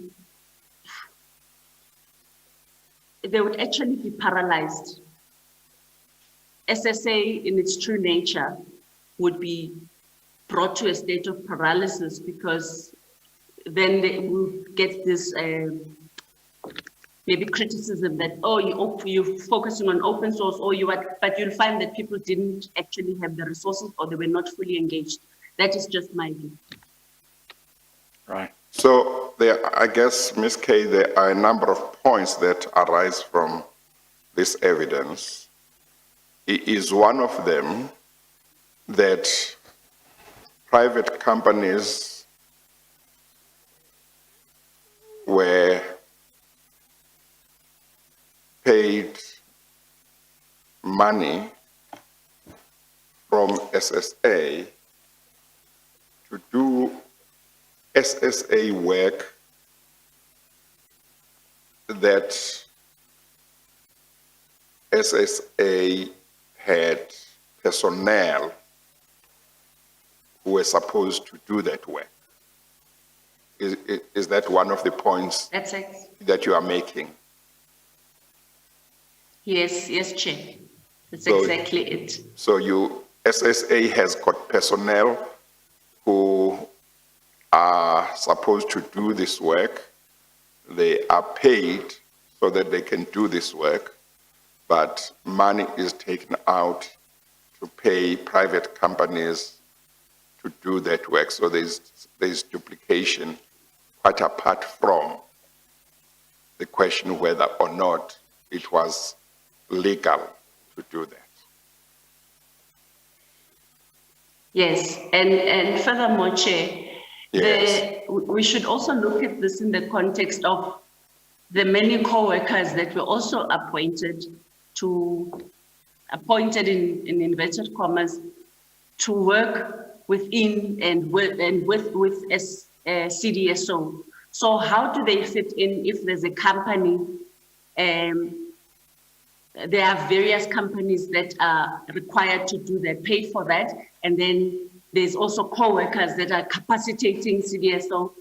So it's not really clear for now, in my mind, Or there could also be a possibility that those companies never did anything. It was just for invoicing purposes. Yes. You mean to steal money? Yes. That is our assessment. Yes. Okay. Thank you, Mr. Pretorius.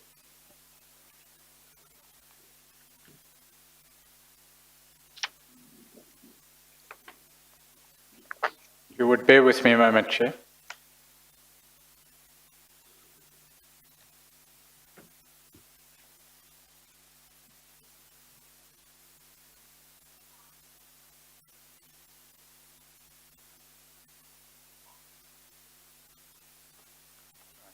Paragraph 7.2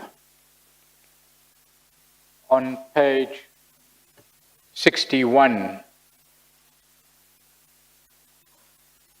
deals with communications and says that the company must report or furnish information to the SSA. Are you aware of the person to whom, if this was a legitimate and real arrangement, to whom reports would be made? I'm not aware. All right. Let's go on then to paragraph 8.10, which Yes. now deals with financial controls. Paragraph 8.10 reads, these covert companies were registered in the names of individuals who had full control of these entities with no oversight. Is that, please assist, a reference to the companies that we've been talking about now in the previous paragraphs, 8.6 Yes. to 8.9? You say yes, is that correct? Yes, Chair. It goes on to say there was accordingly a high risk of mismanagement of these facilities and the subsequent loss of and an inability to account for state assets. If proper reconciliations are or audits are not undertaken by the Chief Financial Officer, the potential for corruption, fraud and theft is high.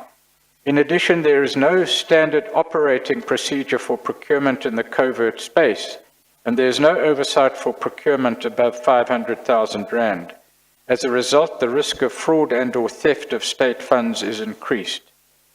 Do you have any comment on those observations? Do you agree with them?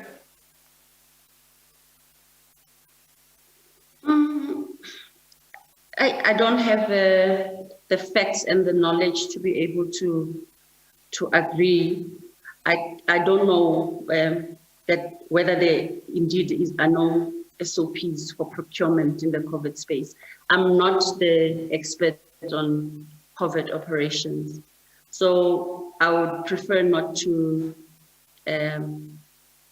comment on this one. Right. In relation to that detail, I cannot confirm. in relation to the risk of theft and fraud, what do you say to that? Definitely the weak financial controls and the culture of complicity in those activities and lack of consequence management did heighten the risk of fraud, theft, and money laundering, actually. Okay. Paragraph 8.11 reads, it therefore cannot be overemphasized that the covert operational space within the SSA relies on the integrity of people and systems to ensure that the area of greatest secrecy is managed with the greatest care. Do you have any comment on that observation? I Seems to be self-evident. I agree with that 100%. Yeah. And that, of course, would be one of the problems of outsourcing to people who are not vetted and controlled in the same way as internal operatives within SSA. Do you agree with that observation? Yes. Yes, I do. The statement goes on to say, in paragraph 8.11, the Constitution provides for the refusal to obey a manifestly illegal order, We've established that, which includes an unlawful order to act in breach of financial prescripts. There are also practical mechanisms within the intelligence architecture to address these circumstances. Do you have any comment?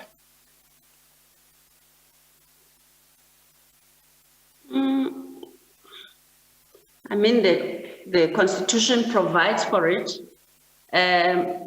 However, people don't stand up and report any irregularities or having, I don't know, maybe people are scared to lose their jobs or whatever, so they just obey. But, and maybe people are not informed of what PRECA requires of all of us as people that are in positions of responsibility. If you see anything that is illegal or somebody gives you an illegal order, it's not everybody that is bold enough to respectfully refuse an illegal order. But however, there are people who are aware that they're doing things, illegal things, they're part of that network. Sometimes people don't refuse, but their non-action also contributes to this thing proliferating. The Director General, the Acting Director General, Mr. Jafta, did emphasize the need, and the Chair will obviously consider it, to put in place mechanisms to facilitate the reporting of illegal orders. And you've just referred to the Prevention of Corrupt Activities Act, which enjoins the same conduct to report unlawful conduct. That's just by way of clarification. Let's go to paragraph 8.12, if we may. The statement of Mr. Y continues in general terms, reads, rather than mitigating the risks of financial irregularities in the covert space, however, the DG, CFOs and other senior managers in the agency facilitated the funding of unlawful intelligence operations as aforementioned. The CFOs in particular have emerged in our investigation as key role players who facilitated gross financial mismanagement and abandoned their fiduciary duties under the Public Finance Management Act. By failing to implement internal control measures, they facilitated the escalation of unauthorized, irregular, fruitless and wasteful expenditure, as well as fraud in contravention of Section 38 and 50 of the PFMA. Do you have any comment on those conclusions? I agree with this paragraph in its entirety. Paragraph 8.13 reads, there are numerous examples where senior management tried to cover themselves by including disparaging remarks on requests for the approval of funds, but nonetheless recommending the submissions. On several occasions, Raymond, pseudonym, recommended that a submission be approved, but attempted to abdicate responsibility by writing next to the signature, quote, recommended on strength of compliance with OD, unquote.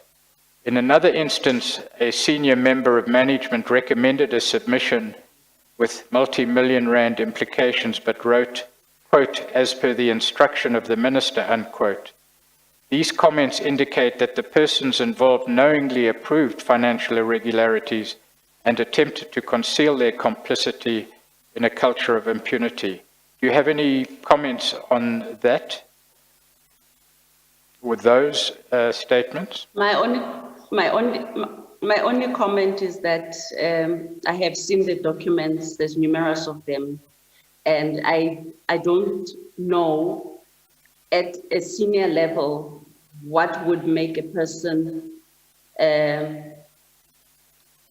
if you say it's an instruction, it's still an illegal instruction. So it doesn't necessarily have to be implemented, and then you feel that like you abdicate your responsibility by writing as per the instruction of the minister.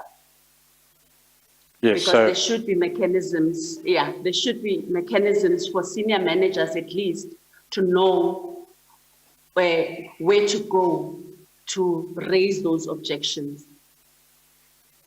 I understand.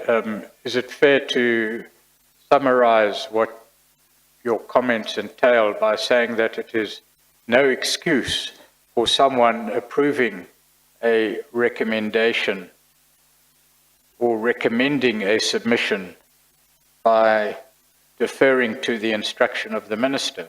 Because, as we've learnt, you can't do that. Is that correct? Yes. All right. Yes, Chair. 8.14, the first sentence needs some explanation, but if you could do so without referring to any operational directive, those remain classified.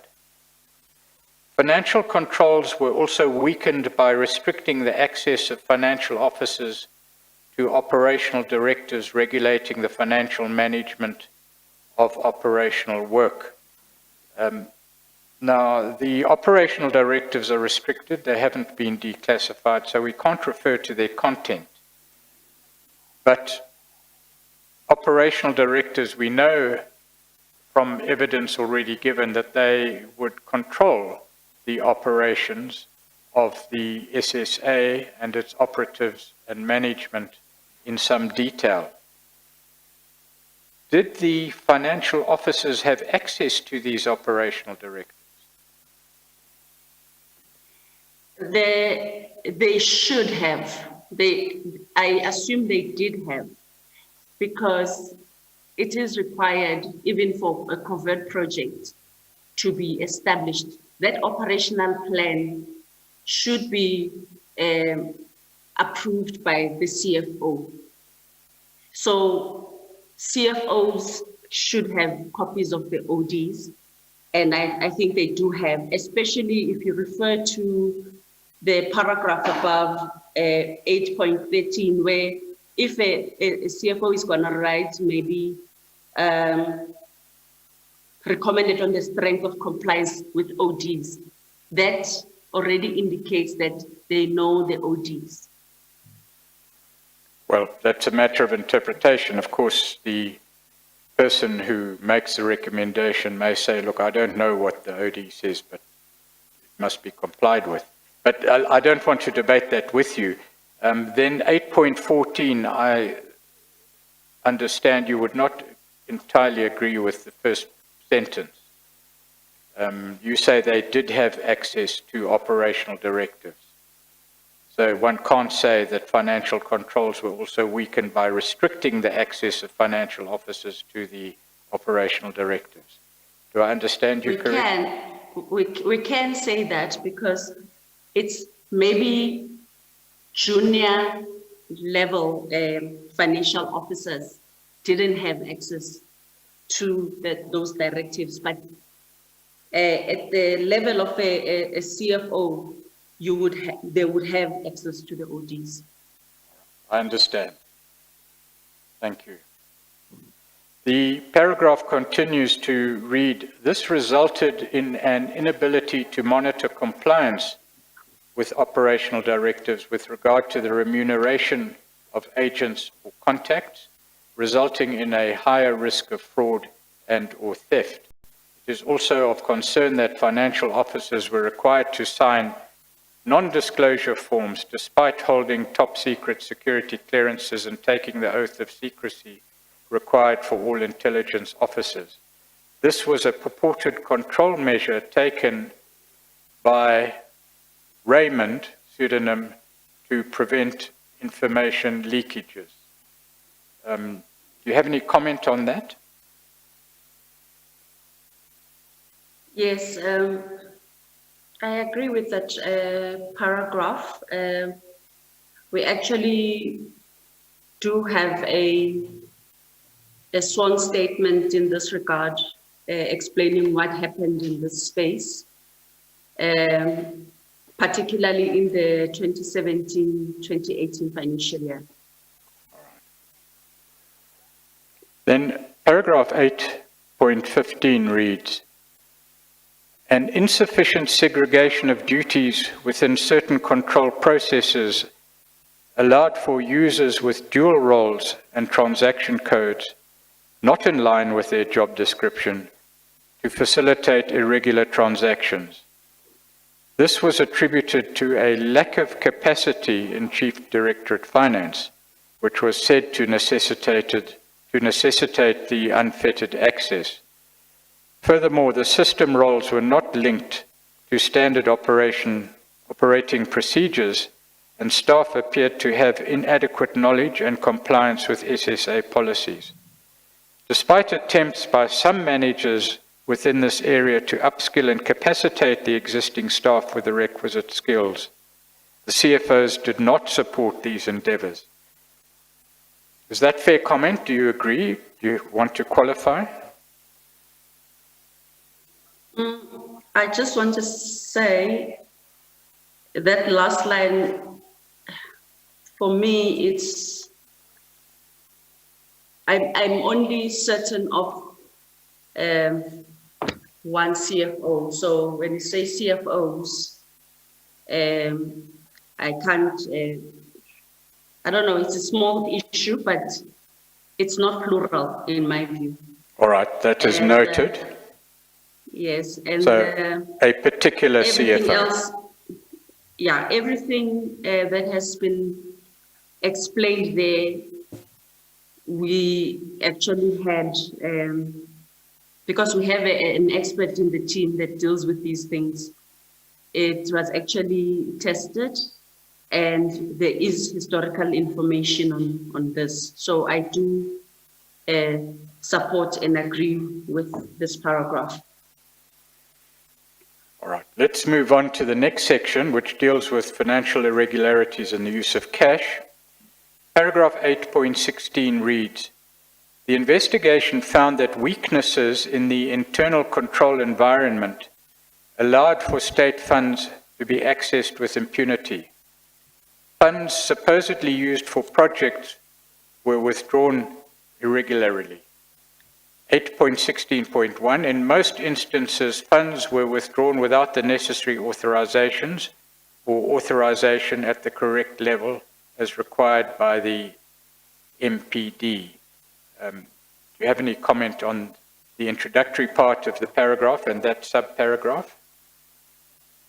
I agree with both. 8.60, thank you. 8.16.2 reads, built-in financial controls were deliberately deactivated to enable access to funds. Do you have a comment?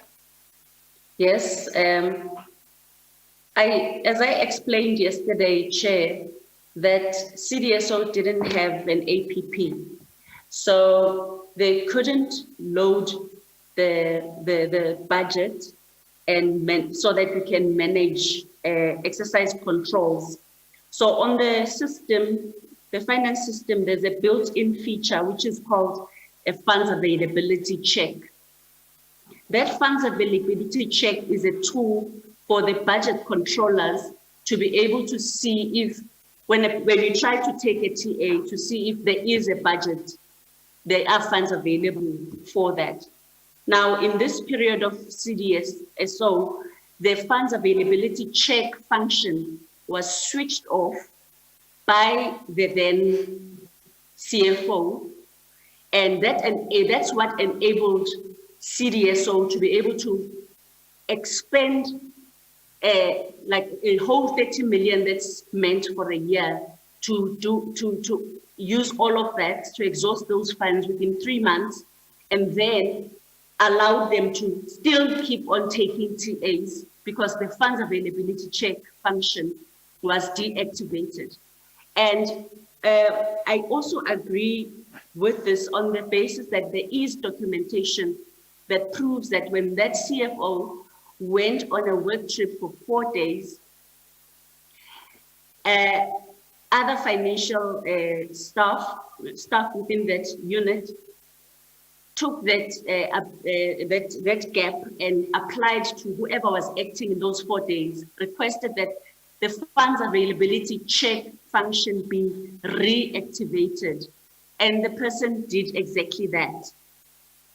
But when the CFO came back from a work trip, he came and deactivated the funds availability check again. And that, for me, shows that it was deliberate.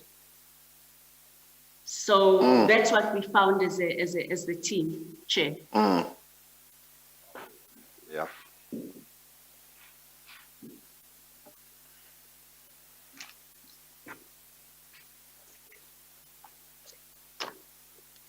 .16.3 reads, no specificity was provided as to the nature of expenses in breach of financial prescripts. That is a general statement, but can you comment? I think I commented in detail yesterday, Chair, on that one, on line function issues, and so I think... Fake documents and so on, that's what you said. Yes. Yeah. 8.16.4, you've dealt with the systematic controls over the expenditure of funds and access to funds being bypassed. 8.16.4 reads, budget controllers were deliberately excluded in the approval of the disbursement of funds. Do you have a comment in that regard? It is true. Even in submissions, you can see that it didn't go via them. And if the funds availability check is disabled, obviously this will not, the budget controllers will not be able to exercise their functions.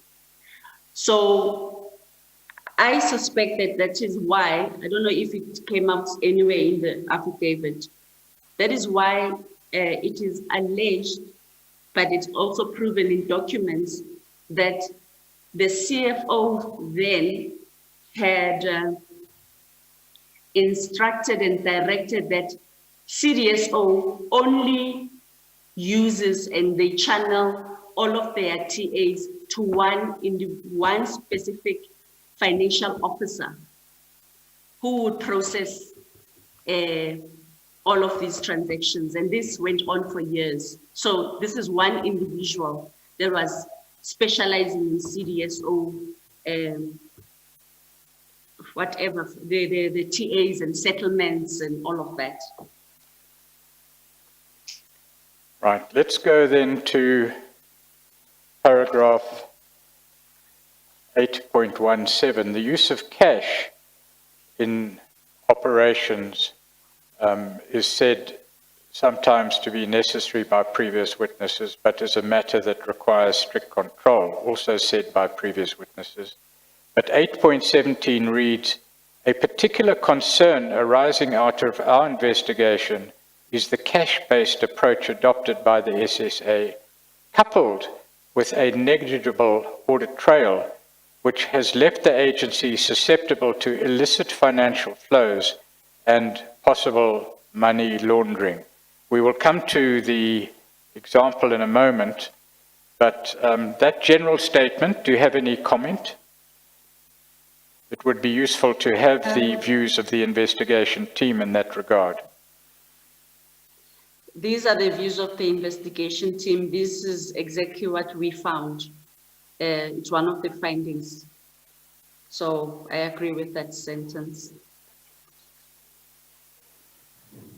The paragraph continues, by way of example, a receipt dated 12 June 2017 indicates that 2,082,600 euro was signed for without any details of the recipient reflected in the records relating to this cash disbursement.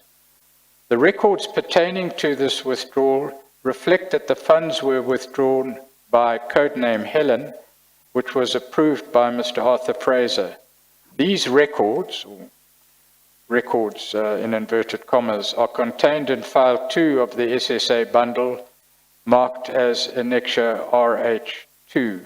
This matter is still under investigation. I must stress that putting the word records in inverted commas was my gloss, doesn't appear in the statement. That document is to be found at page 864 of SSA1. Would you go there, please? It's another declassified document.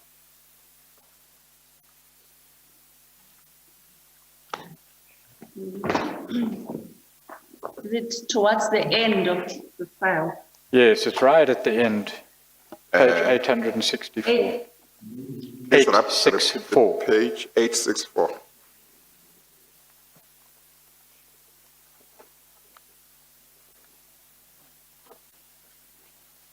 Yes, Chair. I'm there. All right, let's just attempt to place on record some idea of this document. The document is declassified. It's headed Acknowledgement of Receipt. It reads in typed format, I hereby acknowledge that, colon, and then there's a complete blank on the dotted line. Received, amount and figures, euros 2,082,600. Then amount and words, as if deference was given to detail here, and the amount and words is set out there. On this date, 12 June 2017, from, and there's a complete blank, and then there's a signature of recipient, no name, and then there's signature of provider, and there's no signature at all. Perhaps it's stating the obvious, but I should put it to, is that a sufficient accounting for any amount, let alone 2 million euros? Do you have a comment? What is the question? Is that a sufficient accounting in your view to enable control of cash? It can never be, Chair. Yeah, that's perhaps stating the obvious. Because it doesn't even say who is giving the money, what the money is for, who is receiving the money, and this will never be able to trace. And I note that in page 872,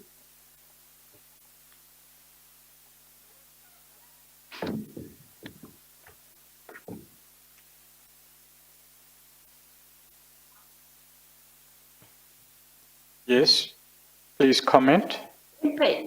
in page 872, that is a certificate confirming that it means that the person didn't have records and receipts to account for this money. And there's an incomplete voucher form where Helen signed for this 2 million euros, and it was approved by Mr. Arthur Fraser.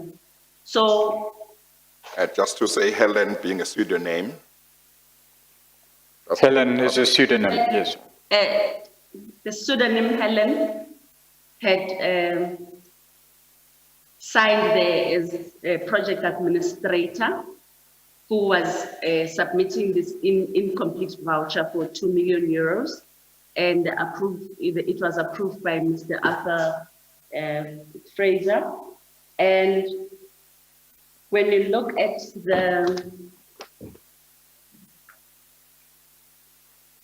the authorization thereof,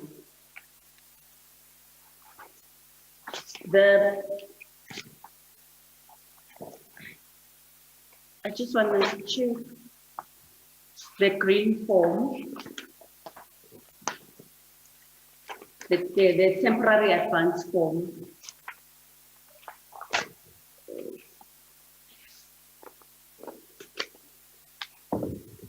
Okay. Where the money is taken, there's always a comment in most of pseudonym Helen's TAs. There's always a comment by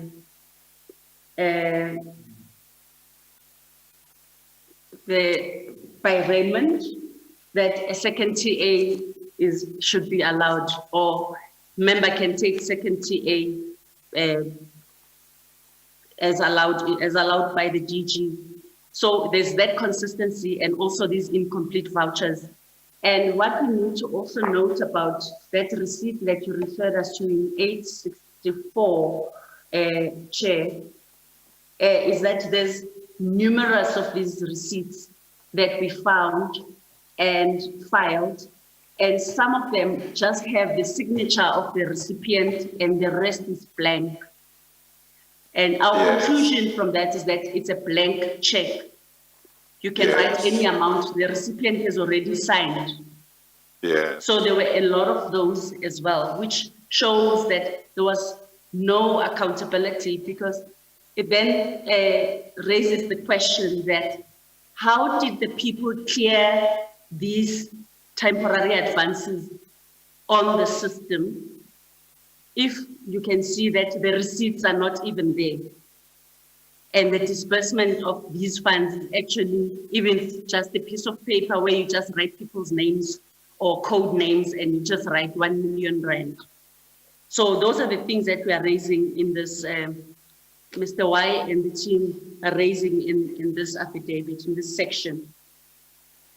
Well, I don't know what the exchange rate was between the euro and rand of the currency in June 2017, but that acknowledgement of receipt at page 864 reflects that over 2 million euros were given to the person who signed there, and there is no name on the receipt.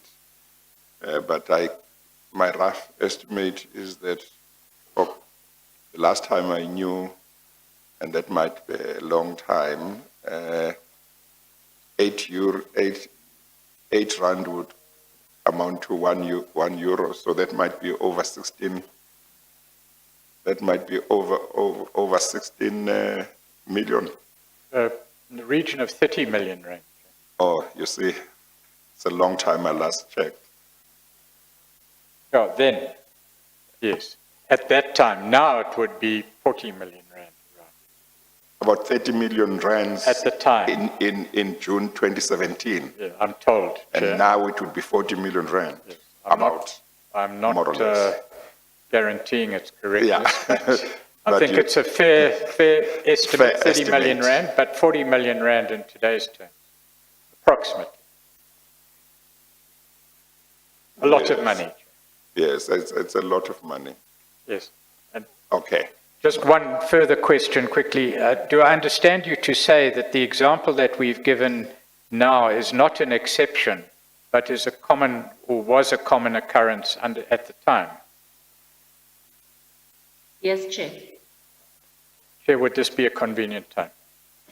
Yes, let's take the lunch adjournment, and it's 1:05. We'll resume at 2:05. We adjourn.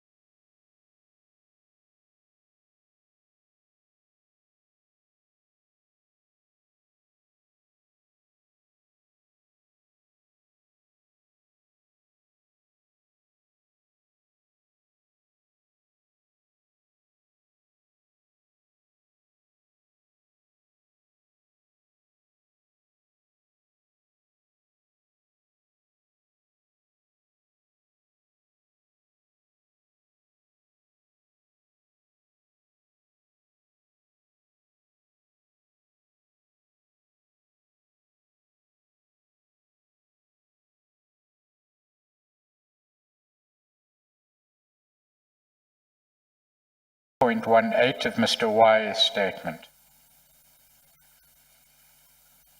Yes, It reads, the CDSO was reportedly permitted by the CFO to process submissions for withdrawals of cash.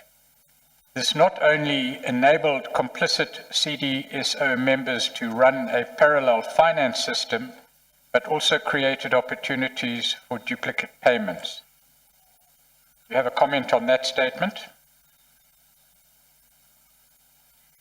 yes, based on the information we have, yes, I agree with that statement. Paragraph continues. Furthermore, Lily, who was responsible for CDSO finance and assets, was provided with an alias. Lily is already another pseudonym, and granted powers to order cash from SBV, where a CDSO member simultaneously withdrew large cash amounts from SSA headquarters. What does SBV stand for? It's the name of a cash management company, Okay. so I don't know what it stands for. All right, so that was a company that held cash, and that cash was provided to the SSA. Do I understand it correctly? The company, as far as I understand, the company does not hold the cash. The cash is in the bank, but the company assists in transporting. All right. But you say that Lily, Was what at the time, that's what I understood. yes, but Lily could order that that cash be delivered. Is that what that statement is saying? Yes, this conclusion is based on several documents that we saw where she was placing orders for cash. And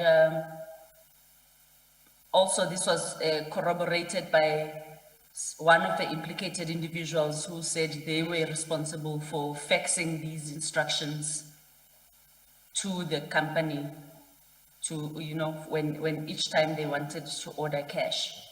Right, so that statement is correct, is it, as I understand what you're saying? Yes, yes, it is correct.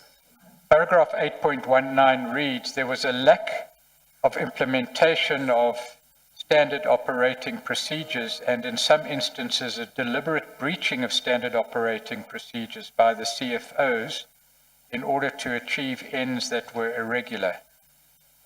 Similarly, should that be a singular in your view, or plural CFOs? In relation to the sentence that follows immediately after that, it actually relates, it's in plural. The plural will stand. Okay, good. It reads, I don't know if I'm making it clear, but if we read the next sentence, what is described in the next sentence actually applied to more than one CFO. all right. Well, let's read so the first sentence is correct. It applies to more than one CFO. And the second sentence reads, in the banking and cash management area, the CFO would give verbal instructions to order cash and allow for members of the CDSO and the office of the DG to withdraw secondary TAs, despite the members having failed to settle the first, as well as extending standing advances without proper reconciliation. We've heard that evidence from the Acting Director General. Is that statement correct? Yes, it is, Chair. In other words, money could be drawn in accordance with the temporary advance system, even though the prior withdrawal had not been settled, and advances could be made without proper prior reconciliation. Do I understand it correctly? Yes, but on the verbal instructions, what we mean there is, it's for cash, for withdrawals of cash in terms of the TA system, The CFO is as far as I understand, is the only person that can approve the disbursement of cash to a member above 50,000. So there is an area for the CFO to sign for any amount above 50,000 rand. So almost all the withdrawals by CDSO members, because they were cash, whether it's 19 million, whether it's whatever amount, the CFOs, as we have it on record from witnesses, would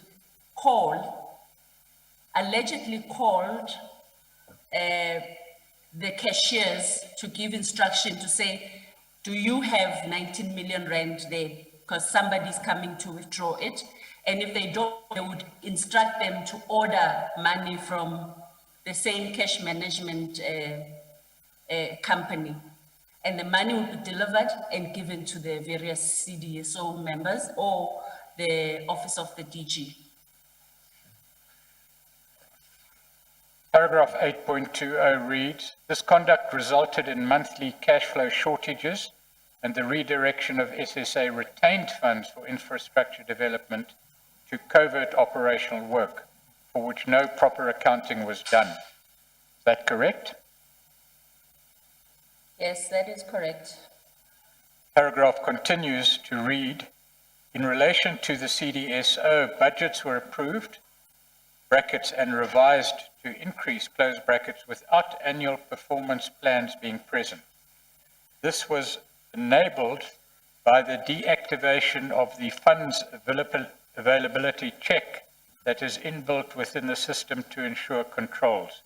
This axiomatically meant less funds were available for legitimate SSA projects. The funds availability check was a system check on the computer systems and budget management system or funds management systems within the SSA. You've given that evidence, am I correct? Yes, Chair. And are those statements that I've just read, are they correct? Yes, they are, Chair. 8.21 reads, in addition, budget management committee meetings were not regularly convened and the decisions of the budget management committees that did take place were not implemented. There was gross non-compliance with the planning, budgeting and reporting cycle. In one instance, permission and approval of additional funding of 100 million rand for the SSA was given by National Treasury to Raymond and the former DG, Mr. Fraser, without the knowledge of the Budget Management Committee and outside medium-term expenditure framework processes. These funds, in addition to budgets for the SSA provincial offices, were directed to the office of the DG. Are those statements correct? The first and second sentences, I'm not sure because I'm not a finance person, and as much as we got that information, I cannot confirm the assertions in first sentence and the second sentence in terms of the reporting cycles and all that. However, the latter part I can confirm. In fact, the permission was granted to give 100 million, but SSA had apparently requested 200 million extra over and above what we had. So there are documents to that effect. So I agree with the last part, the latter part of that paragraph.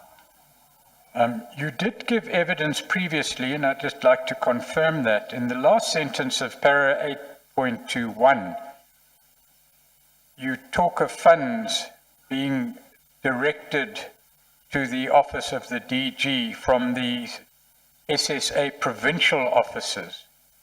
Do I understand that correctly? Funds that should have been allocated to the provincial offices were in fact redirected to the office of the Director General. Do I understand it correctly? Yes, I think it links to what I said earlier, that the budget of the provincial offices were allegedly cut by 50% in the period. So ended up being, the money was more concentrated in the office of the DG.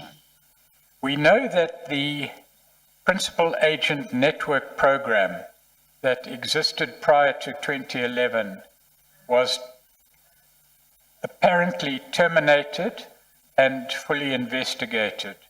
That evidence has been given, I think, by Dr. Mufamadi. Do you recall that?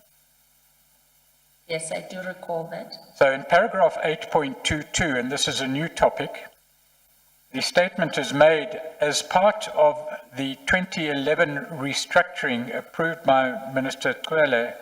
The cover support unit had been relocated from the domestic operations to counterintelligence under Ambassador Lomo's control.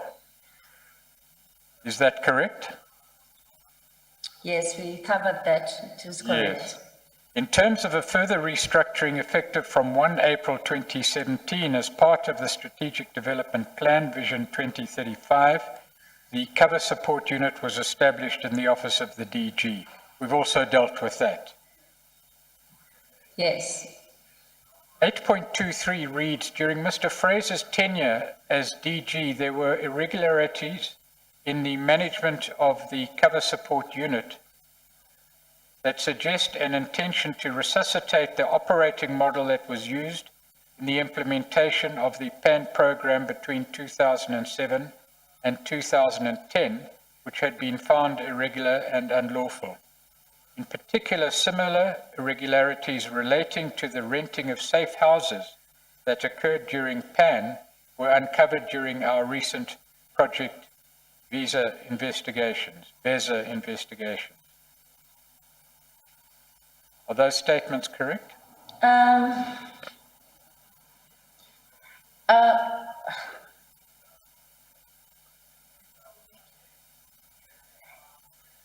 mean, it says suggest an intention to resuscitate the operation model. I don't really know the full extent and the detail of that operating model, but in as far as it relates to issues of rentals and leases, I did see similarities in that regard. So I can say that where that sentence that starts with, in particular, similar irregularities relating to the renting of safe houses that occurred during PAN were uncovered during our RIG. That sentence I agree with fully. The other part I'm not saying is incorrect. All I can say, what I'm saying is I am not 100% certain. All right.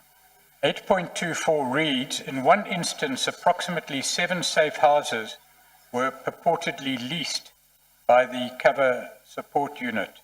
However, these properties were leased without the necessary approvals and leased in a manner that was detrimental to the SSA. Do you agree with those contentions? Yes, I do. I'm going to be cautious in the next part of that paragraph. So if you would be careful not to reveal any names or relationships other than those in red, which are pseudonyms. And I'll read it to you as the redacted version will read, Chair. This is something that I've prepared on last night to do in addition to the official redactions. It reads now, or should read, members of the SSA entered into facilitation agreements with a person who was related to another member of the SSA. Pseudonym Mary, where that person received a monthly facilitation fee for contracts relating to the lease. Pseudonym Mary was working under the authority of pseudonym Jack and pseudonym Pilani, who entered into the said lease contracts with knowledge of the above-mentioned conflict of interest. Well, without reference to the names and positions, it's difficult to see where the conflict of interest arises. But can you confirm that there was a conflict of interest and agreements for the lease of safe houses were entered into notwithstanding a conflict of interest within the SSA? Yes, I can confirm. All right. That the 8.2 paragraph is correct. Yeah, thank you. 8.25 reads, this practice had been prevalent during the PAN program, and the same persons who were implicated at that time are again implicated in its revival under Mr. Fraser's leadership, namely Pelani pseudonym and Mary pseudonym. A further example of the irregularities relating to the cover support unit during this period concerns the alleged authorization by Mr. Fraser on 6 September 2017 for the purchase of a minimum 80% shares in 7 companies and or the purchase of these companies in their entirety. However, it is alleged that there was no CFO approval for these purchases and similarly no indication of how much would be budgeted for this venture. This matter is still under investigation. Can you confirm the correctness of the contents of that paragraph? Yes, I can confirm that we do have a copy of this authorization, and as much as it has serious financial implications, the CFO was not included in that, but it does, however, say the CFO will be later consulted on it, but it was approved. So the matter is still under investigation because we are not sure if this was ever executed. The next section of the, but you have said the matter is still under investigation, I understand. Yes. The next section deals with parallel and irregular vetting processes. Now, there has been substantial evidence given earlier in the Commission's existence to vetting. Mr. Jafta gave that evidence, but the manner in which it's set out here gives some detail and understanding of vetting, why it is necessary to be done properly and how it can be abused. So I'd like you to comment on the next section. Are you able to comment on this section? Yes, I'm able to comment on this section because the Project VESA team had received the documents, retrieved all of those vetting files, and we were able to analyze all of those files, including who the individuals vetted were, who the vetting officers involved were, and the completeness of the files themselves. So I can confirm paragraph 9.1 in its entirety, 9.2, in 9.3. Let's just stop there and summarize those, if we may. I'm sorry to interrupt you. You say, oh, perhaps I should take a step back. 9.3. Yes, I All right. Let me just ask to stop there because 9, 1, 2, and 3 are background matters, and I'll try and summarize them for the purposes of the record. 9.1 Yes. talks of the importance of vetting and why proper systematic vetting and regular vetting is important to the operations of the SSA because it determines the level of access a member or contract employee of the agency may receive with regard to classified information and or restricted premises. It minimizes the risk of compromising the integrity of classified information and material. It protects the agency against foreign and hostile intelligence operations, subversive acts, and the intrusion by criminal elements, and determines that's operatives and employees' integrity, reliability, and loyalty to the agency in safeguarding its assets the interests of the Republic of South Africa and its Constitution. Would you agree with those observations? Yes, I do agree. 9.2 reads, vetting is a deliberate, coordinated effort within the SSA environment, governed by a number of statutes highlighted there. Is that correct? Yes, that is correct, sir. 9.3, in terms of legislation and regulations, the decision to issue clearance certificates resides with the Director General of the SSA, who may delegate this authority. In the SSA, the delegation of authority, or the delegated authority it should read, lies with provincial managers and notably the General Manager, Internal Security and General Manager Vetting and Security Advising. These two General Managers are responsible for internal vetting and external vetting respectively. While the General Managers responsible for vetting and security advising are required to report to the Deputy Director responsible for counterintelligence, the onus of delegation lies with the General Managers and Provincial Managers. Do you agree with those organizational prescripts? Yes, that's how we understand them. The next section deals with the risks posed by irregular vetting, and the statement deals with the abuse of vetting structures which enabled co-workers to be deployed by the CDSO without having been subject to the formal vetting processes of the SSO. And in order to understand the implications of that, the author of this affidavit deemed it necessary to highlight the risks posed by irregular vetting. But do you confirm that co-workers were deployed by the CDSO without having been subject to the formal vetting processes of the SSA? Yes, I can confirm that. That was the files that I was referring to that we analyzed. Right.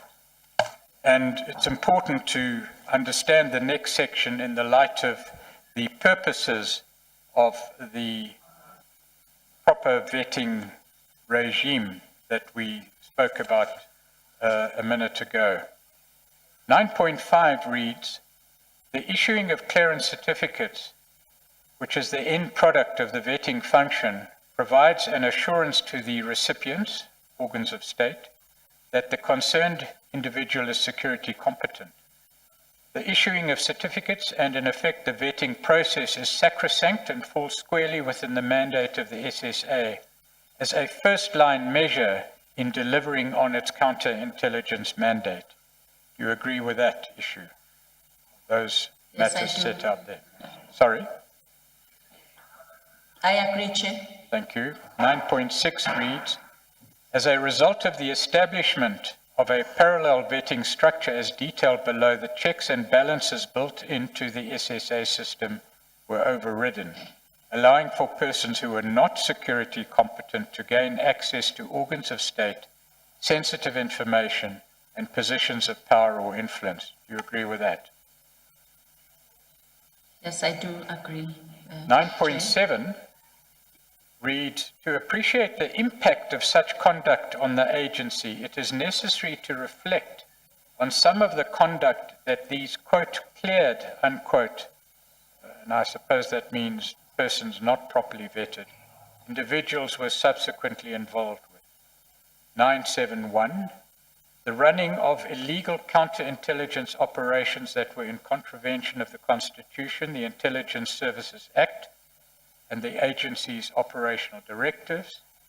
9.7.2, receiving millions of rand in cash from members of the CDSO for a number of years, thus perpetuating fraud, theft of SAA funds and resultant illicit financial flows.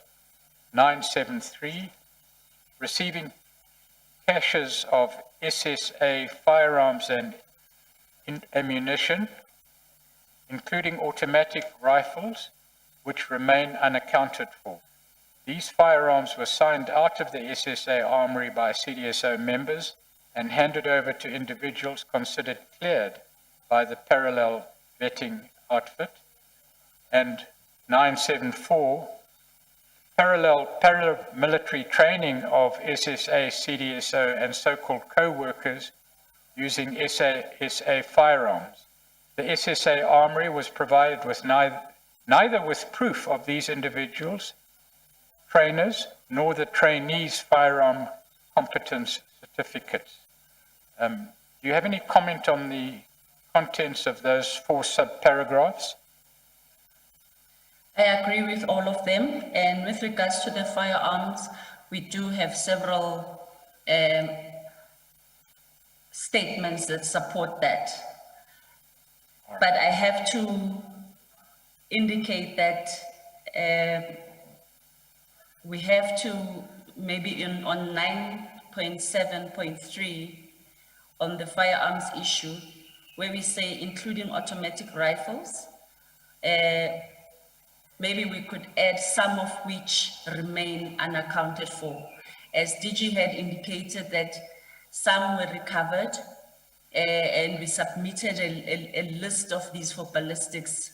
Several of them, I think there were like 34 or so, that have been submitted for ballistics testing to the SAPS. Yes, we will take account of what the Acting Director General said in that regard, and we do deal with weapons and firearms in particular later in the statement, and we can deal with it in more detail there. Thank you, Ms. Kay. 9.8 reads, while this weakened the SSA's first line of defense, it also potentially enabled the infiltration of other departments in the security cluster, including the SAPS Presidential Protection Unit by individuals that were trained and, quote, vetted, unquote, and I assume that's a reference to not being properly vetted, in this manner, and thus in possession of invalid security clearance certificates. In addition, the process undertaken by the parallel vetting structure was in itself flawed and constituted a very weak check on security competence. Are you able to comment on that statement, or those statements? Yes, this is correct. It's what the investigation has found out. And with regards to the protection unit, we were able to actually get names from some of the implicated individuals on who has been deployed within that space. Right. Then paragraph 9.9 reads, apart from the risk posed to counterintelligence measures, this parallel vetting structure poses a risk to the reputation and integrity of the legitimate SSA vetting process. By way of example, the SAA executives who allegedly refused to be vetted may opportunistically point to the lack of integrity of the SSA system as a defense to their refusal. In the public domain, the activities of the parallel vetting structure will be difficult to distinguish from the legitimate SSA processes. Do you have any comment? Can you confirm the contents of that paragraph? Yes, I can confirm. It's just a view, but I think the view is accurate. It's important for members of the public and government to understand that we have loyal and patriotic officials within the SSA who are responsible for this process, and they do the job as it's supposed to be done. But unfortunately, around that time, that the period under review, this happened, and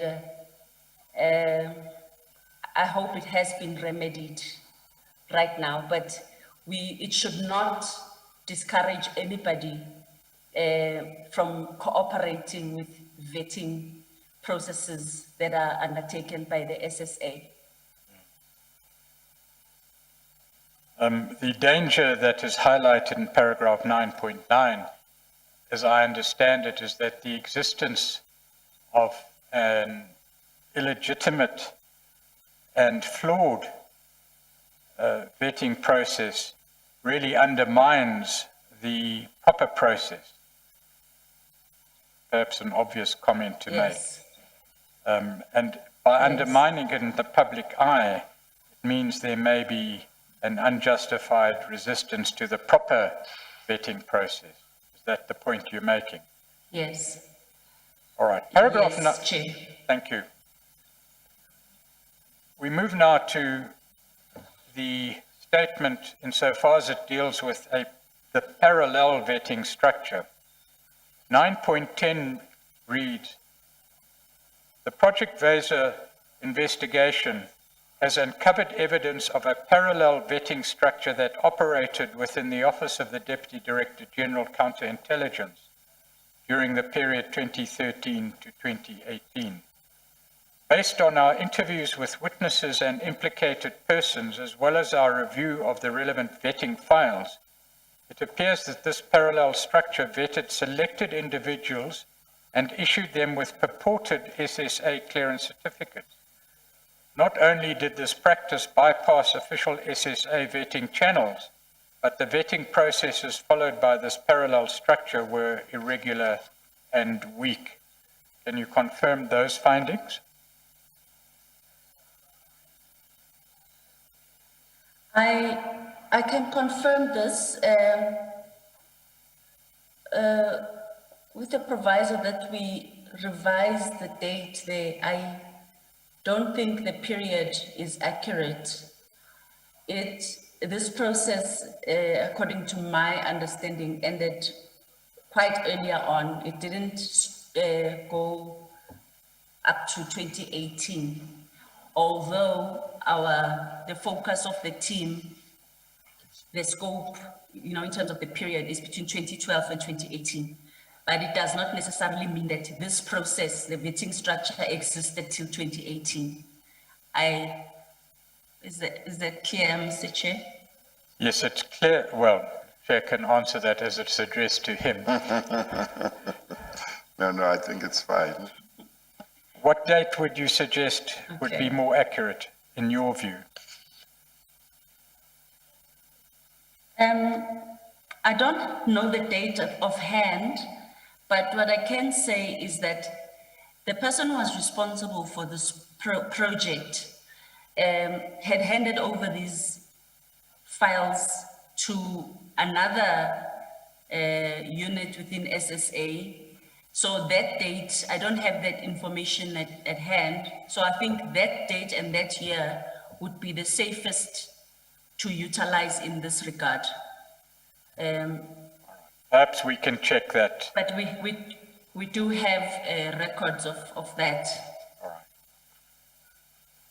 Paragraph 911 reads that the structure, that is the parallel vetting structure, was set up in October 2013 when vetting officers, including polygraph personnel and evaluators, were seconded into the Office of the DDG Counterintelligence by Ambassador Dlomo.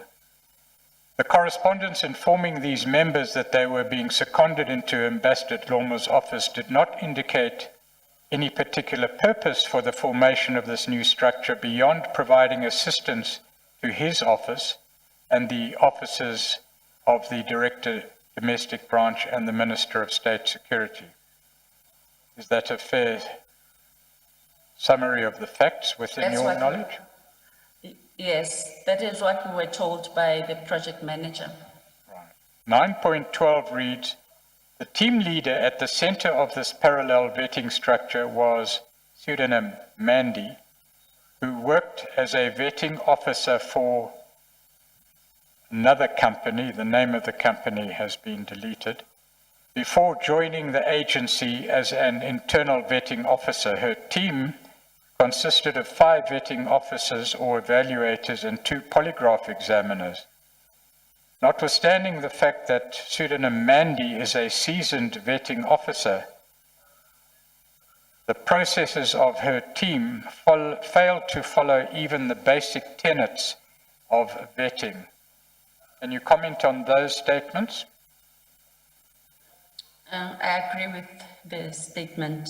913, and perhaps this will need some explanation, reads, as the team leader, pseudonym Mandy was responsible for administering the vetting files generated by the structure operating out of this parallel structure. According to the declaration made by the Chief Directorate Vetting and Security Advising, they received these vetting files in about April 2019, although pseudonym Mandy contends that she had handed over these files in late 2018. This discrepancy aside, it is clear that pseudonym Mandy had been in possession of these vetting files since 2013, operating outside official CDVA, that's Vetting and Security Advising channels.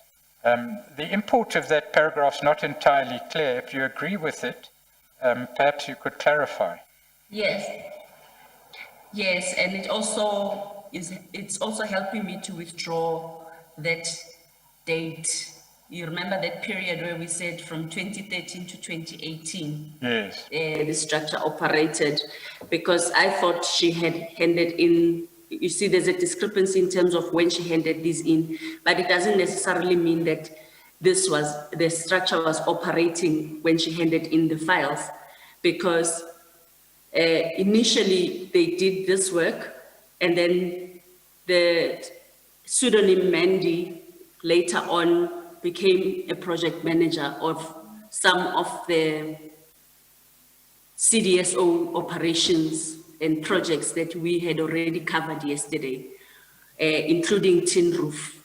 So I think once the vetting was done on the individuals that were identified, she was then channeled to do other things, other work that were now CDSO related. All right, so when did pseudonym Mandy conduct vetting for CDSO? Can you establish that from this paragraph?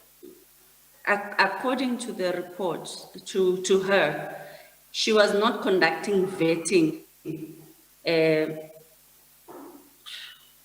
She was conducting vetting under the umbrella, under the office of the DDG, counterintelligence.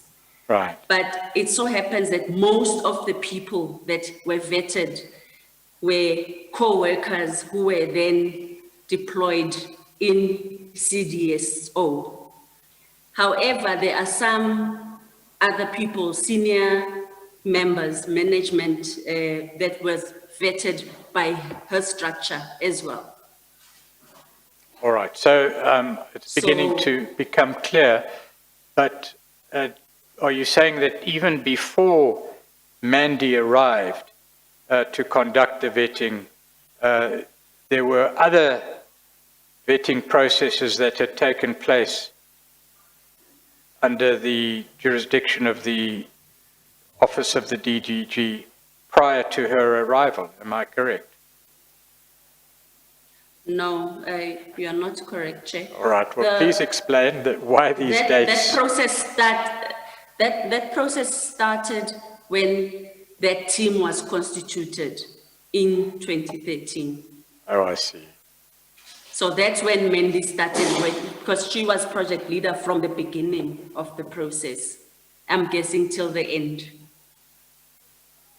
So then what happened in 2018 and 2019? I mean, all you say in 913 is that she was in possession of vetting files, not that she actually conducted the vetting at that date. Is that what you're now saying? No, she did conduct the vetting. She was leading the team, and she did admit to it during an interview. All which right. is recorded and transcribed. All right. So the statement that it is clear that Mandy had been in possession of vetting files since 2013 should be understood to mean that she had actually been conducting vetting since 2013, not only in possession of files since 2013. Am I correct? Yes, Okay. Chair, because you'll see later on, I think in this affidavit, we talk about how these files were not loaded onto our official SVIS system. That's where the vetting files are loaded, in terms of the process. So these files were kept in hard copy and not loaded on the system as is required. The following paragraph indicates that you examined the vetting files that existed in this parallel vetting structure, and you've given that evidence, and certain observations were made. Those are set out in paragraph 9.14. If I can just read through the next 6 subparagraphs. Approximately 162 files were submitted to the Chief Directorate Vetting and Security Advising, but this is unlikely to be the complete set, as additional files have come to the investigation team's attention through other sources. Is that statement correct? Yes, it is correct, Chair. Second subparagraph reads, 53 files were complete, while 109 files contain incomplete documentation. Is that statement correct? Yes, it is correct, sir. Third subparagraph reads, 53 cases indicated no deception on the polygraph, while 103 files did not contain any polygraph results. Is that statement correct? That is correct, Chair. Fourth subparagraph reads, 53 clearance certificates were found, of which 3 had no vetting investigation reports or supporting documents for the issuance of such certificates. While it should be noted that the absence of clearance certificates in other files does not indicate that these individuals were not cleared. Is that statement Yes, I correct? agree with that. The fifth subparagraph reads, 6 files had significant responses, of which 5 appear to have received clearances, and sixthly, 86 files had no vetting evaluator. Are those statements correct? 6 is correct. 5, I'm not so certain because I don't work in that space. But I'm not sure what is significant responses. So I don't want to misinterpret, but I trust the vetting experts in the team that their analysis is correct. So based on that, I will just confirm. Okay. 9.15 reads, in addition, several flaws were noted regarding the process of file completion, demonstrating limited or no adherence to vetting standard operating procedures. Again, there are examples given in subparagraphs 1 to 7. I'm not sure it's necessary to go through all of them, but all of those examples indicate what appear to be serious lapses in the process of vetting. Would you agree with that? Yes, I do agree, Chair.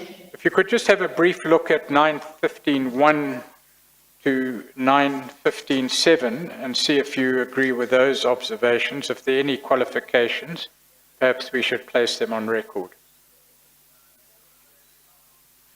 I agree with all of those points from 9.15.1 to 9.15.7. And for the purposes of the record, each one of those indicates what appear to be material procedural lapses in the process of vetting. That's a fair summary. Yes, Chair. 9.16 deals with certain discrepancies noted in respect of clearance certificates that were issued in terms of the parallel vetting process. I'll read 3 of these discrepancies as they appear in the subparagraphs to paragraph 9.16. 9.16.1 reads, according to official SSA vetting processes, the Chief Directorate Vetting and Security Advising is responsible for vetting external individuals, while the Chief Directorate Internal Security is responsible for internal vetting. However, the vetting certificates issued by pseudonym Mandy's team were neither that of the CDIS nor the CDVA, but rather appeared to be a combination of both templates. The import of that one could only really understand with further explanation and looking at the templates. But do you have any comment in relation to the statement in 9.16.1? I want to confirm that based on inputs by the directorates cited there. So I agree with that. I confirm 9.16.1. What does it matter if both templates were used? We need to understand the significance of that if it's possible. That distinction is very important in that as far as I understand, the templates, I think in terms of whatever the emblem is used and the type of paper and there should be that distinction between the two. I don't know the detail of it, so I can't really get technical about it. And should you be able to get evidence from the people involved, maybe we would get more clarity. But what I can say is that in terms of our security clearance certificates, there is a number allocated because you would find that when a vetting file is open, there is a number and it's loaded on the system, there's a number that's allocated, that's gonna be the security clearance number. But in this regard, the certificates didn't bear such a number, they only bore ID numbers of the individuals that they vetted. All right, I understand. Perhaps I should go back to 9.15.7, para 9.15.7, where we said that those subparagraphs with which you agreed highlighted the flaws in the parallel vetting system. 9.15.7, I think you've mentioned it in another context, but perhaps we should mention it in this context. The vetting files produced by the parallel vetting system, were they loaded onto the SSA's official vetting record system as prescribed by standard operating procedures? No, they were not, Chair.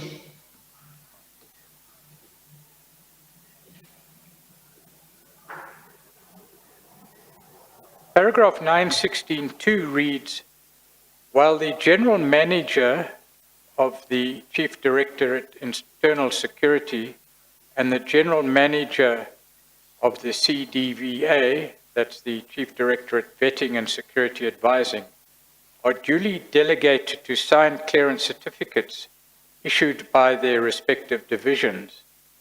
The clearance certificates issued by the parallel structure were signed by the Deputy Director General Counterintelligence, for whom there is no delegation of authority authorizing him to sign vetting certificates. In other words, the DDG Counterintelligence who signed these parallel vetting certificates was not authorized to do so. Do I understand the position correctly? Yes, that's what we understand as a team, yes. 916.3 reads, official SSA clearance certificates are printed on security paper and imbibed with the SSA logo, with the number issued being recorded on the SSA system. But the clearance certificates issued by the parallel structure do not conform to this practice. Is that a correct statement? Yes, I think it's what I was trying to explain a few minutes ago, Chair. Yes, that the records of this system are deficient and do not comply with the system in place. Yes, Chair. 917 reads, the vast majority of the individuals who were, quote, vetted, unquote, by pseudonym Mandy's team were the Chief Directorate Special Operations so-called co-workers. Thus, the individuals who formed the basis of the human capacity of the overall parallel intelligence structure established by Ambassador Dlomo were improperly and inadequately vetted outside official SSA channels. These co-workers were given funds, firearms, and access to sensitive information, and many were promised permanent employment in the SSA. Is that statement correct, or are those statements correct? Yes, they are, Chair. 918 reads, and this is significant because it may illustrate a reason for why this was done in the manner which was done. The statement reads, it is of concern that the parallel vetting system fell under Ambassador Dlomo's control when, according to witness reports, he was also responsible for identifying most of the individuals who were recruited into the co-worker system. Am I correct in understanding that statement to mean that Ambassador Dlomo would recruit individuals as co-workers within his discretion, and then he would control their vetting process? Do I understand? Yes, and issue the clearance certificate at the end. So the next sentence reads, this signifies a potential conflict of interest, as Ambassador Dlomo would have had a vested interest in the security clearance of his recruits. You've made that observation. A further abuse of Ambassador Dlomo's vetting structure, Ambassador Beke Langa was granted security clearance through this illegal parallel process. Thus, although Ambassador Langa was appointed as director of the domestic branch, his security clearance was signed off by his subordinate, Ambassador Dlomo, in a process that likely compromised his ability to exercise effective oversight over the CDSO. Do you have any comment in relation to that statement? That is correct, sir. Everything that is in that paragraph, I can confirm. I've seen the file, and yeah. 919 reads, moreover, Ambassador Dlomo was himself never vetted by the SSA Chief Directorate Internal Security when he joined the SSA as General Manager of Special Operations. While his appointment without a security clearance was in itself irregular, when attempts were made by the unit to vet him, he indicated that he was already being vetted, leading to the ceasing of the internal security processes. Notwithstanding the absence of a file amongst the parallel vetting documents, it is suspected that he utilized the unit he controlled to undertake his vetting, thus effectively granting himself a top-secret security clearance. It is highly likely that this clearance was accepted when he was posted as an ambassador in Japan. Are those statements correct?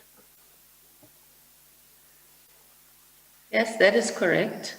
Now, there are other statements contained in the witness statements or affidavits of witnesses who've given evidence this week, highlighting Ambassador Dlomo's curriculum vitae and his past, particularly in KwaZulu-Natal. Are you aware of those?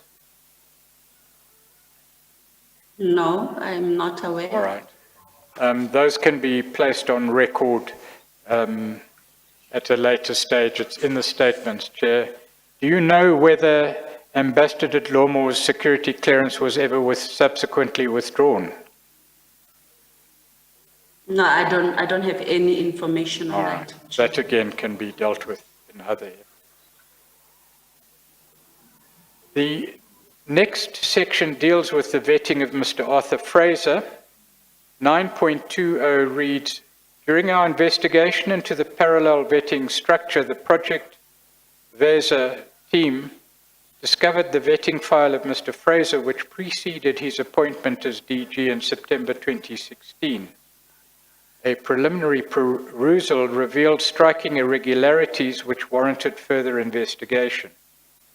While Mr. Fraser was not vetted through the parallel structure described above, his vetting also circumvented prescribed channels and followed a flawed process. Is that a correct statement? That is correct, Chair. 921 reads, the mandate of vetting prospective and existing SSA members lies with the Chief Directorate Internal Security.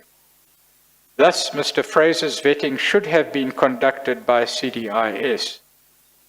In terms of the Internal Security Directive on vetting, the General Manager responsible for internal vetting has an onus to ensure, Chair, may I take a quick instruction?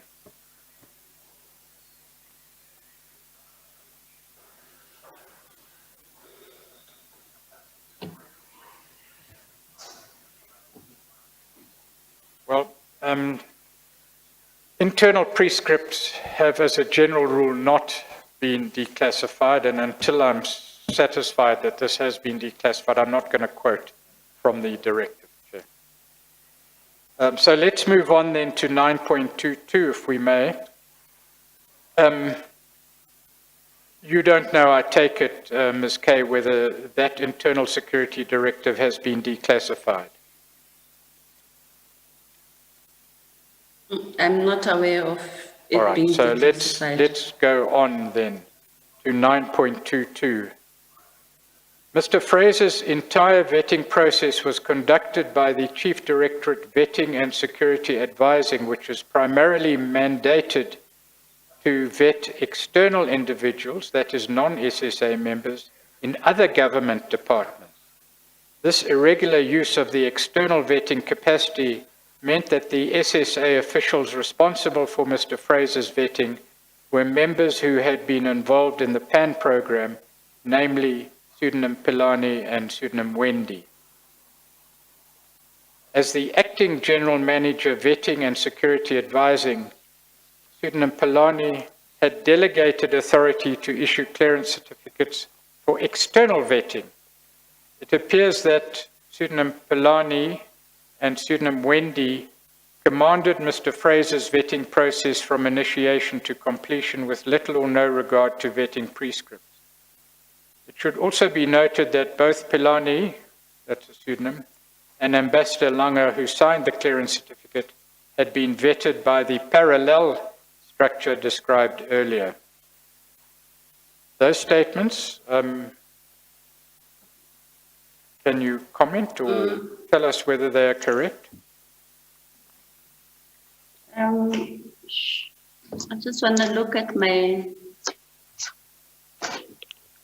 list of the pseudonyms.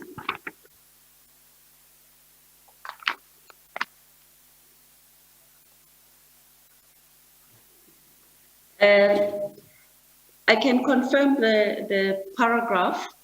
However, in the last sentence, it should be noted that both pseudonym Pilani, I think, I'm not certain of that part, but I think from my side, I would confirm the sentence if it said it should also be noted that Ambassador Langa, who signed the clearance certificate, had been vetted by the parallel structure described earlier.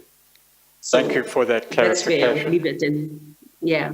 Thank you. 923 reads, the entire vetting process was completed in less than 3 days, with non-compliance and poor vetting practices being condoned on the purported urgency of Mr. Fraser's vetting. While the expedient should perhaps read expedited, vetting of executives is not in itself irregular, the process and duration of Mr. Fraser's vetting raises concerns. All witness accounts confirm that the file was actioned by the SSA on 3 September 2016 and completed on 6 September 2016. This is an inexplicably short period given that Mr. Fraser was only appointed on 26 September 2016. Indeed, the fact that an additional 2 or 3 days would have provided an opportunity for proper interviews, investigations, polygraph examinations and evaluations cast doubt on the purported urgency of Mr. Fraser's vetting. In any event, yes, I don't want to go to the internal prescript there, but in relation to the statements thus far made in para 923, do you have any comment? It's accurate, Chair, 9.2 according to our analysis of the file. Right. 9.24 reads, more importantly, the integrity of the vetting process is called into question by the following irregularities and anomalies. First subparagraph, the vetting form on the legal basis of which vetting proceeds was incomplete and not properly signed under oath by Mr. Fraser, as it was only certified by a Commissioner of Oaths, notably pseudonym Polani, on 6 September 2016. Is that correct? That is correct, Chair. Second subparagraph, the vetting fieldwork officer opened and closed the file on one day, 4 September 2016, without having sight of a particular form or time to conduct pre-interview screening and record checks. Is that correct? That is correct, Chair. The third subparagraph reads, while a minimum of 3 references are required for secret and top secret clearances, only 2 referees were interviewed for Mr. Fraser's vetting, one of whom, pseudonym Jonathan, was recruited by the vetting officer as he was aware of the close relationship between Mr. Fraser and his first listed referee. Is that statement correct? Yes, it is correct, Chair. The fourth subparagraph reads, the file does not contain the actual results of the polygraph test or the polygraph chart that is produced, and the polygraph examiner indicated to the investigation team that she was instructed to leave all documentation with pseudonym Polani. Is that correct?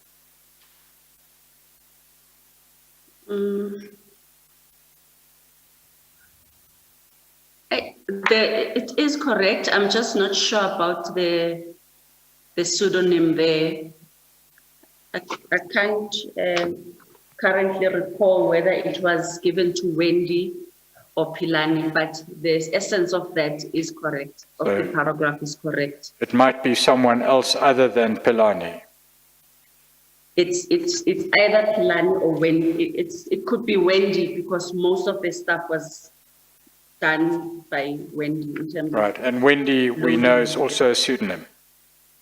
A pseudonym, yes. The fifth subparagraph reads, the vetting evaluator was confined to Pilani's office, that pseudonym, without being permitted access to his regular tools of trade and all documents required for the proper evaluation of the file. He indicated in his interview with the investigation team that with the benefit of hindsight, he would recommend revetting of the subject. Is that a correct statement of what occurred? That is correct, Chair. The sixth subparagraph reads, there was a fraudulent criminal record check presented on file, with this SAPS having subsequently confirmed that record checks on Mr. Fraser were only conducted in 2010, 2012, and 2014, and that no check was conducted in 2016. Is that a correct statement? That's what we understood in our engagements with the relevant people. The next, thank you. The next subparagraph reads, there was no South African Revenue Service clearance certificate. Is that correct? That is correct, Chair. The next subparagraph reads, there was no quality control of any vetting work undertaken. Is that correct? That is correct, Chair. And lastly, the clearance certificate issued does not correlate with the electronic record on the SSA Security Vetting Information System, which has none of Mr. Fraser's details recorded or supporting documentation uploaded. Is that correct? That is correct. When we checked last year for his details, we found that under his name, it's just a series of zeros. Under his ID number, it's a series of zeros. We only used the clearance certificate number to search on the system. So that was irregular in itself. Thank you. The conclusion is drawn in paragraph 9.25, and I'm going to read it with certain positions redacted. Paragraph 9.25, subject to that qualification, reads as follows. In short, the resort to the external vetting capacity under pseudonym Pelani's control appears to have served the purpose of expediting and manipulating Mr. Fraser's vetting process to secure a clearance certificate and thereby validate his appointment as DG, irrespective of whether he was security competent or not. Is that a fair statement? Yes, it is, Chair. The paragraph continues, it is noteworthy that after Mr. Fraser's appointment and his reconfiguration of the SSA under Strategic Development Plan Vision 2035, the individuals that were central to his vetting process received promotions. And I'm not going to talk about the promotions, positions, or the promoted positions, but I'm simply going to refer to three pseudonyms, Pelani, Wendy, and Jonathan. Do you know of those facts, or alleged facts? Yes, I do know. And are they correct? I can confirm that. Yes, they are. All right. Let's go to the next section, which before the conclusions is the last section. It deals with the illegal use of SSA firearms. Some of this evidence has been given in summary form by Acting Director General Jafta. This is a more complete record of these issues. The first section deals with the regulatory regime governing the SSA's armory. 10.1 reads, South Africa has a comprehensive firearms control regulatory regime located in the Firearms Control Act of 2000 and the Firearm Control Regulations.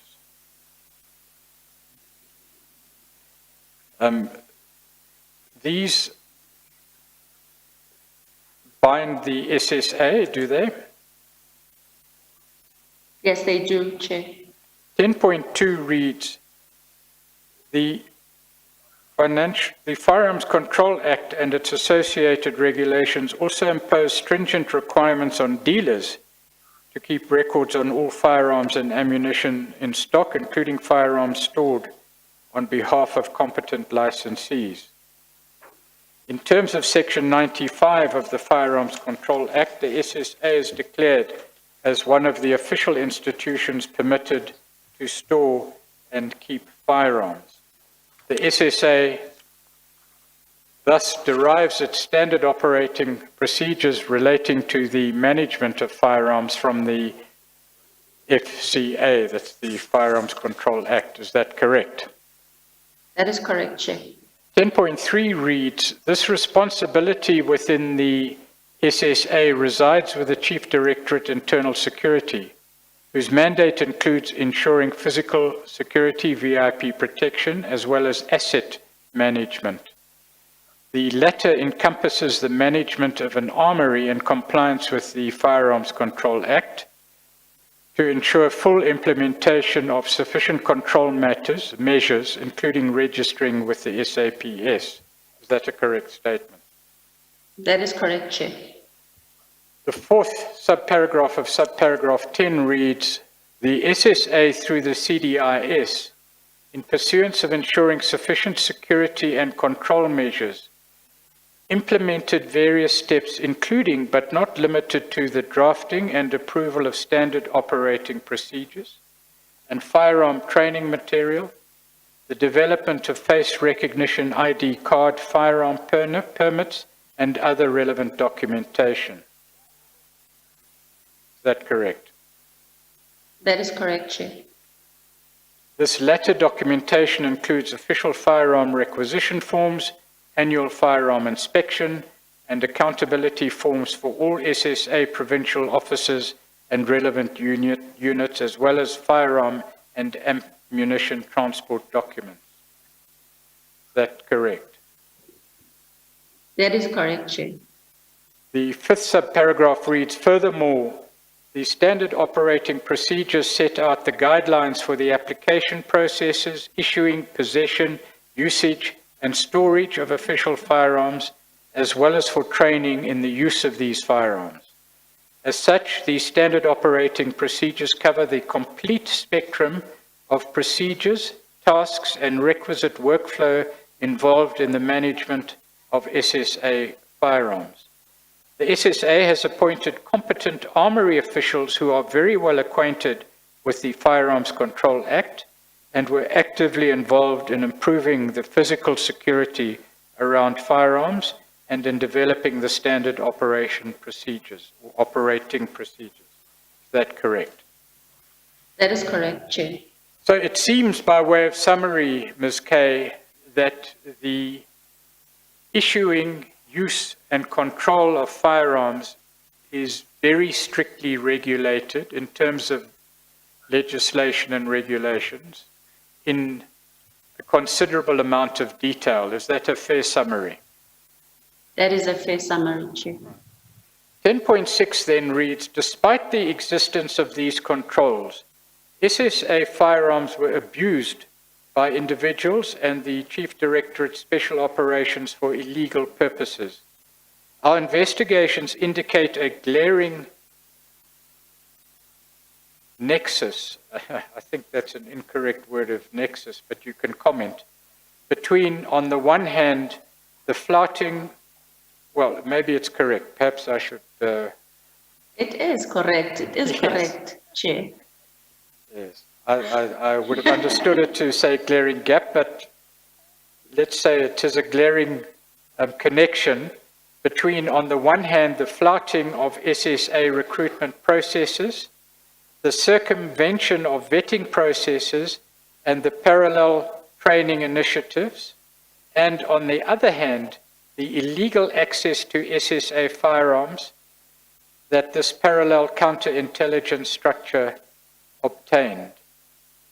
All right, let's try and make sense of that. There is a connection between the flouting of the processes of recruitment into the SSA, the circumvention of the vetting processes which you've dealt with, and the training initiatives that accompanied it. There's a connection between those things on the one hand, and on the other, illegal access to SSA firearms that the parallel counterintelligence structure involved. Do I have it right? Yes, that is correct. Thank you. I'm glad Yes, you that do have it you right. approve. Chair.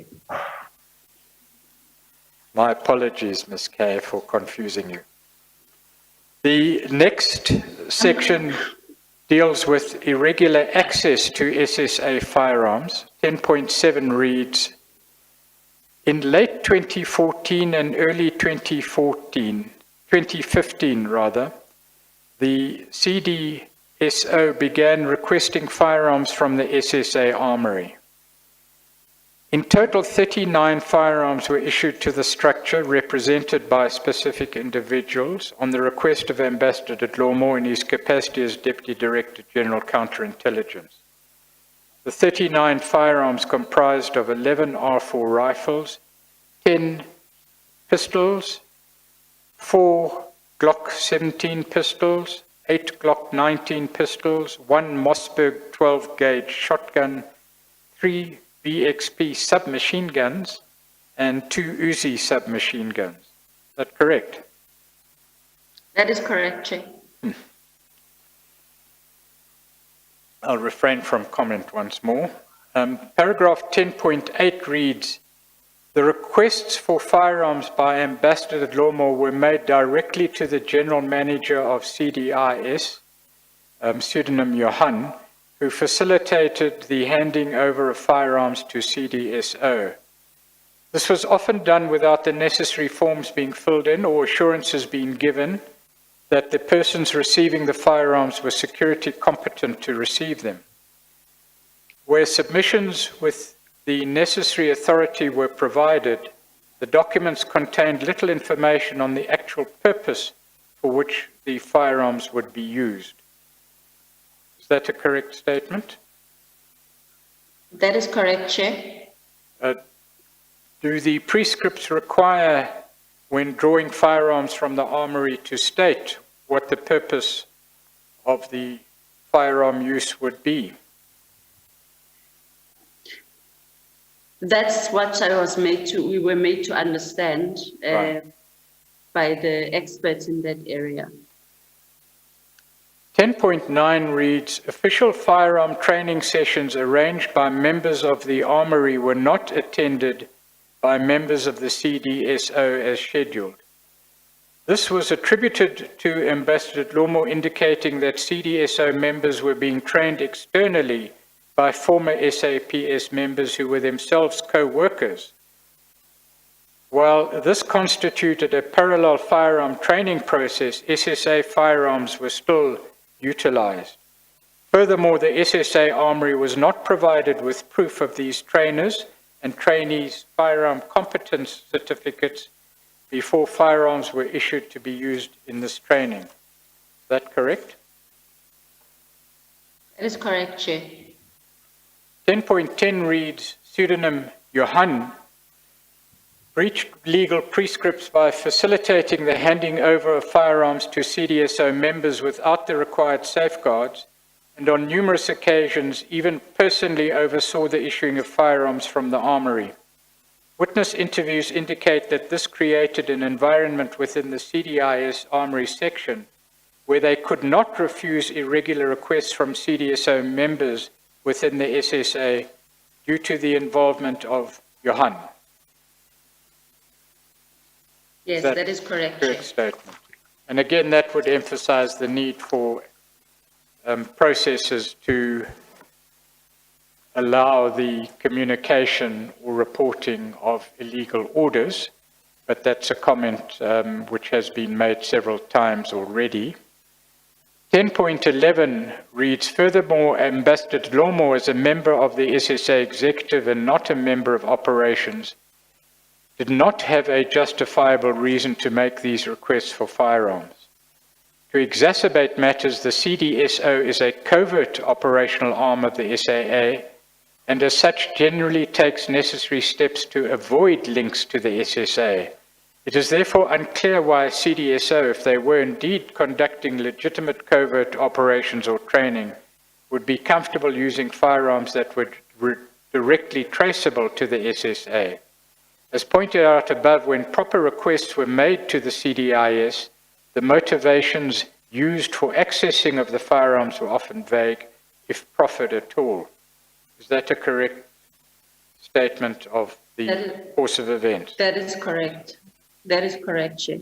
The next section deals with the lack of controls over the use of SSA firearms. 10.12 reads, witness accounts further indicate that these firearms were distributed to non-SSA members termed co-workers who were irregularly recruited as agents by the CDSO and deployed to sensitive areas around the President and the Deputy President.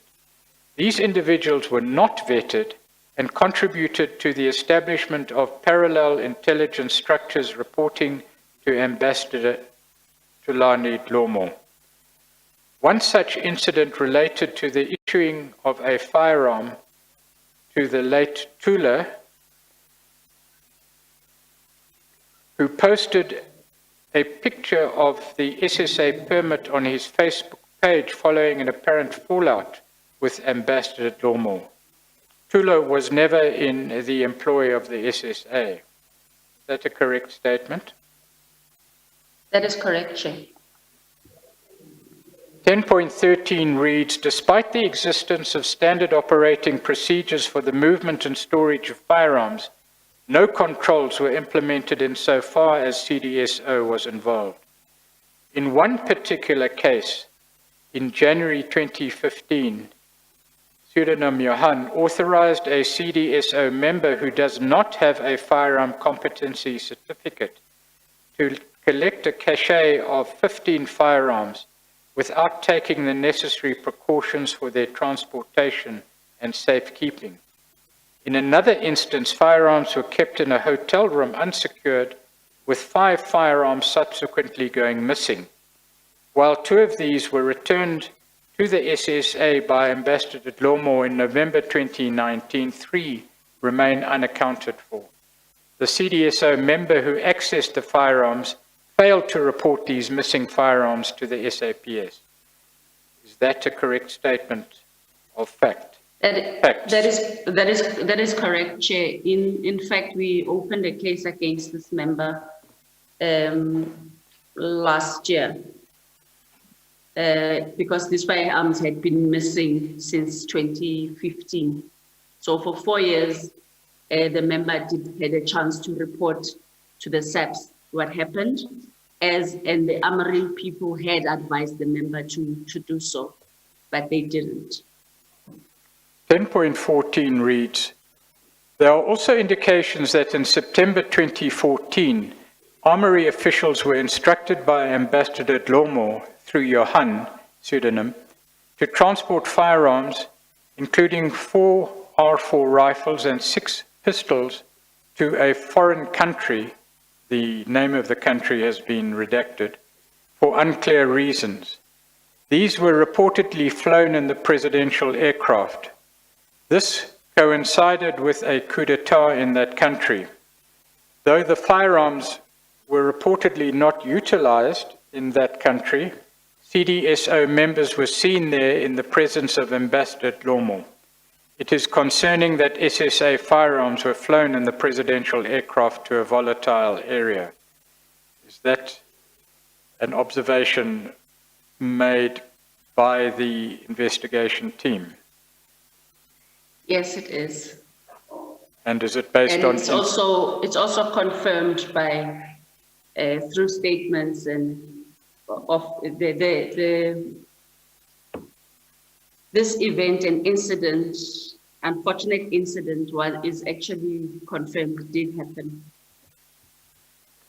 Thank you. 10.15 reads, the above incidents demonstrate Johan, pseudonym, gross dereliction of his duty as, and he was involved with the CDIS, and a failure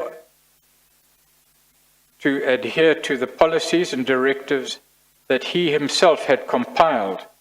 The irregular access to and use of SSA firearms not only exposed the agency and the Justice, Crime Prevention and Security Cluster to infiltration by individuals unaccountable within official SSA structures, but also exposed the President and the Deputy President to risks posed by their being protected by individuals who were not security competent. Do you have any comments? That is correct, Chair. That's correct. Then Yes, the- that is correct. The last section on weapons deals with missing firearms. 10.16 reads, the firearms issued to the CDSO remained unaccounted for during this period, without the SSA Armory being able to conduct firearm inspections or ensure that permits were renewed, contrary to this being a requirement when firearms are issued. Numerous reports were submitted highlighting that CDSO was failing to comply with the firearms control requirements. Is that correct? That is correct, Chair. 10.17, in December 2016, the CDSO, under a new general manager, pseudonym Darrell, was requested to return all firearms, but only 21 firearms were returned.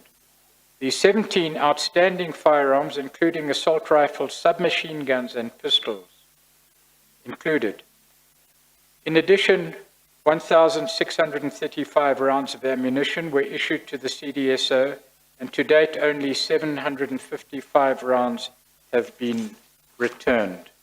However, there are discrepancies with some of the ammunition returned, as these have never belonged to the SSA. Are the allegations or the statements in 10.17 correct? Yes, they are correct.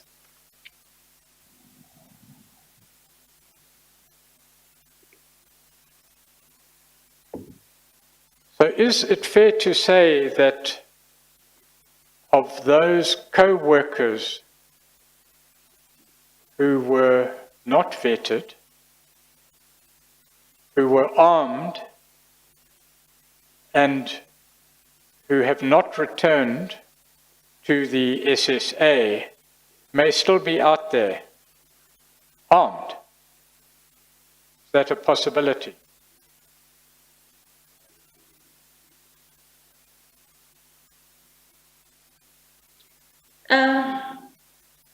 May I not respond to the question, Chair? All right. Okay, we've heard that before, but I presume it's not because of any reason other than security. Well, you did not mean to say you don't know, did you? Yes, I don't mean I don't know. Oh, I'm okay. asking that I don't Okay. answer this No, particular that's fine. question, Chair. Okay. Well, I understand that.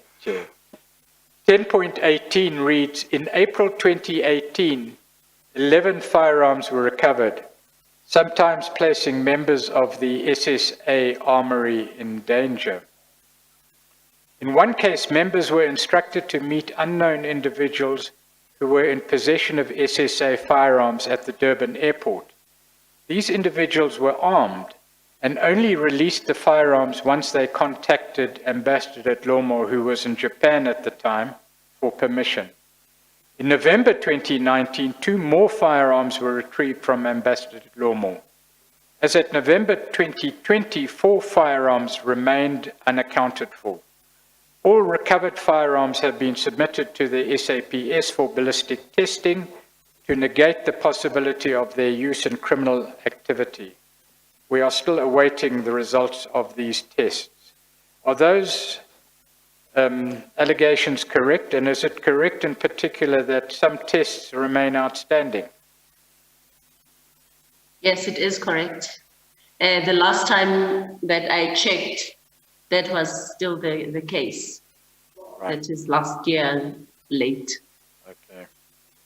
10.19 reads, the proliferation of illegal firearms is a major contributor to the discernibly high levels of serious violence, syndicated and organized crime, which remain one of the key threats to the well-being and safety of South Africans, the authority of the state and national security.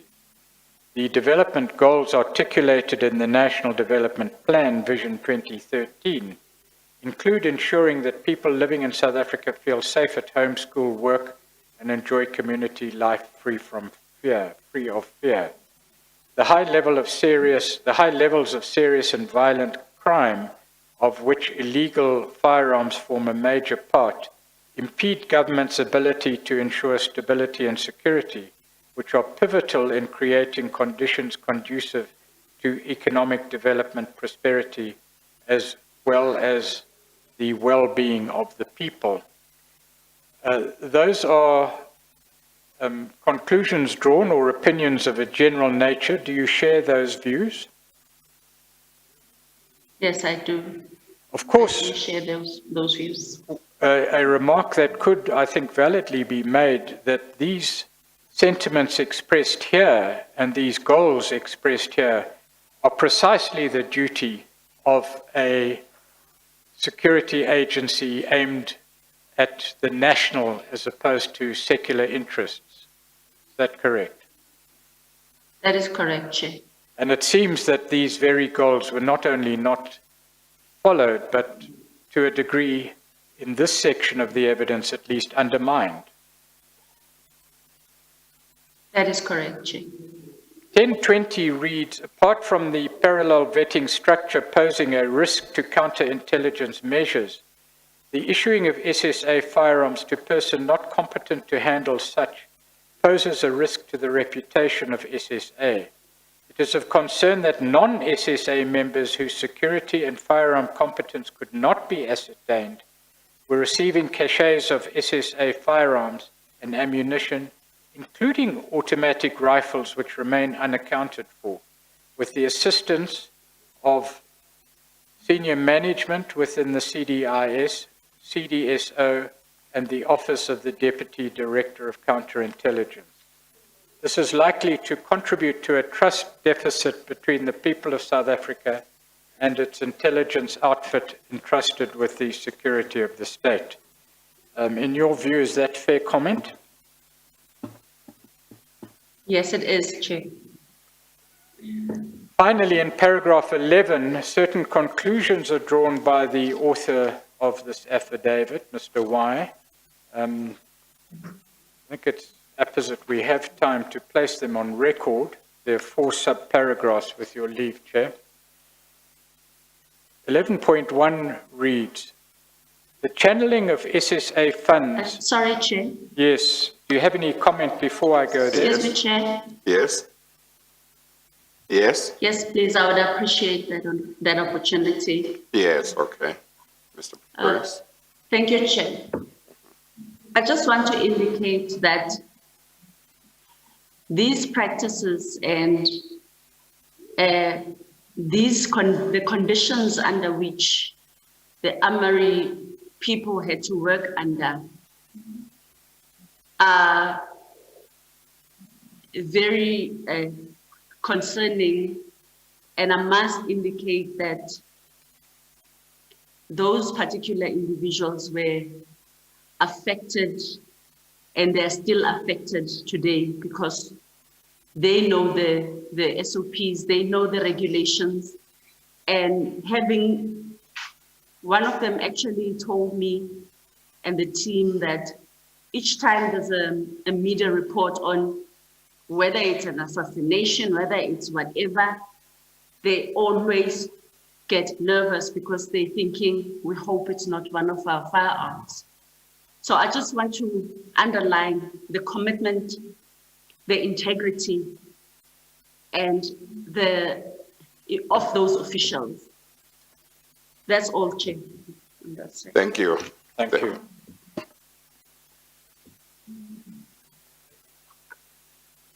The section on conclusions, if I may put each one to you for your comment and confirmation if you wish, or qualification if you wish. The first is in paragraph 11.1. It reads, the channeling of SSA funds out of legitimately established and authentic intelligence structures has led to a weakening of the state security agency. Quote, normal, unquote, work in most instances did not continue as morale has lessened owing to the inadequacy of the tools left, witnessing the blatant disregard for the civilian intelligence structure and, more importantly, fundamental breaches of the Constitution. The partisan involvement of the security services in the political sphere goes against the values espoused in the intelligence community and reflected in the Constitution. Your comment, Ms. Kay?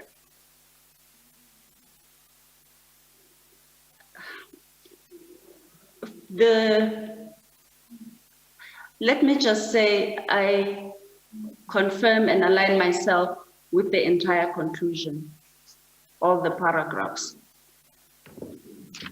11.2 reads, "It is clear from our investigations thus far that this deliberate weakening of the state's protective security and risk management arm was done in order to enable the looting of state funds and to prevent detection and accountability within the agency.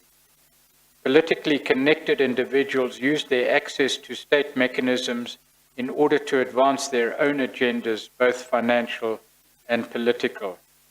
The deep cover resources of the SSA built up in the first 15 years of our democracy as an integral part of protecting national security have been eroded." Your comment, Ms. Kay?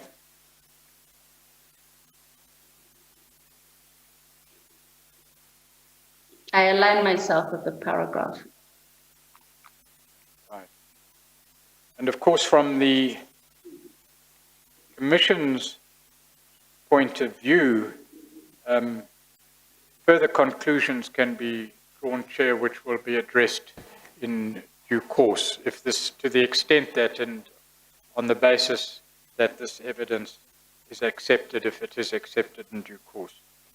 11.3 reads, "The projects undertaken, if they are indeed authentic, raise serious concerns as to how and to what extent the Constitution was undermined. Yet, irrespective of whether these projects were authentic and implemented, their very existence and stated aims are incompatible with the intelligence mandate of the SSA.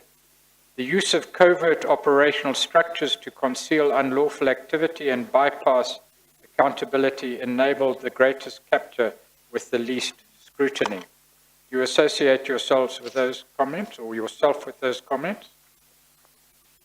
Yes, I do, Chair. And of course, we've dealt with the issue of further investigations and what would be required to obtain a complete picture of what was authorized, what was financed, and what was finally executed by way of project. And we don't need to repeat that. So if we could go to the final conclusion in 11.4, this is an observation that the investigation team makes that the Chair may or may not take into account, but it's offered, I take it, in the spirit of what you've come to learn in the course of your investigation. It reads, "It is imperative that law enforcement agencies pursue the case opened by the SSA in April 2019 and that the recovery of cash and assets belonging to the state be prioritized. There has been evidence, and there will be further evidence, Ms. Kay, about the compilation of information and its transfer to law enforcement agencies in 2019 already. You confirm that? Yes, I do. Stringent oversight of the intelligence community, the paragraph continues, is required through the combined assurance of the Ministry, the Joint Standing Committee on Intelligence, the Office of the Inspector General of Intelligence, and the Auditor General of South Africa. I think that is self-explanatory. The Inspector General of Intelligence is also expected to give evidence, Chair. And then finally, the integrity of the SSA's mandate must be protected from politicization so that the pursuit of national security reflects the resolve of all South Africans as individuals and as a nation to live as equals, to live in peace and harmony, to be free from fear and want, and to seek a better life. All presumably the goals that the SSA should pursue. Do you agree with those sentiments? I do, Chair. Chair, that is the evidence. Okay, thank you very much, Ms. Kay, for availing yourself to come and assist the Commission, particularly in the light of the unexpected unavailability of Mr. Y. But I understand that you either will or may be coming back to the Commission in regard to other evidence, but I will be told once if you will be coming back. But from what Mr. Pretoria said, it looks like at least there may be a possibility of you coming back to deal with other matters. Thank you very much for making yourself available. Chair? Yes. Yes, Ms. Kay? I could not hear you. Oh, I okay. could not hear you. Yes. I think... I heard that there's a possibility that I may have to come back, and that's where, that's Yes. up to... Yes, no, I think... Beyond that, I didn't hear anything. I think somebody is sabotaging the chair today. No, I was saying, Ms. Kay, from what Mr. Pretorius has said, understand that there is a possibility that you may come back to deal with other matters of which you have personal knowledge. But whether that will happen or that will not happen, I will be told in due course. But thank you very much for making yourself available. I will now excuse you. Thank you so much, Chair. Thank you. Thank you. Mr. Pretorius? Chair, we did have one witness lined up who recently and unexpectedly became available. We had a further witness lined up.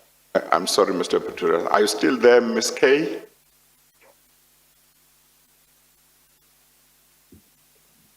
She's gone. Okay. I just I'm want... here. Oh. I'm here, Chair. Oh, no, I just want to emphasize the Commission's appreciation of your making yourself available in the circumstances in which you made yourself. We appreciate it very much. I appreciate the opportunity, Chair. Although the circumstances are actually painful to me in relation to Mr. Y. Yes. But I just want to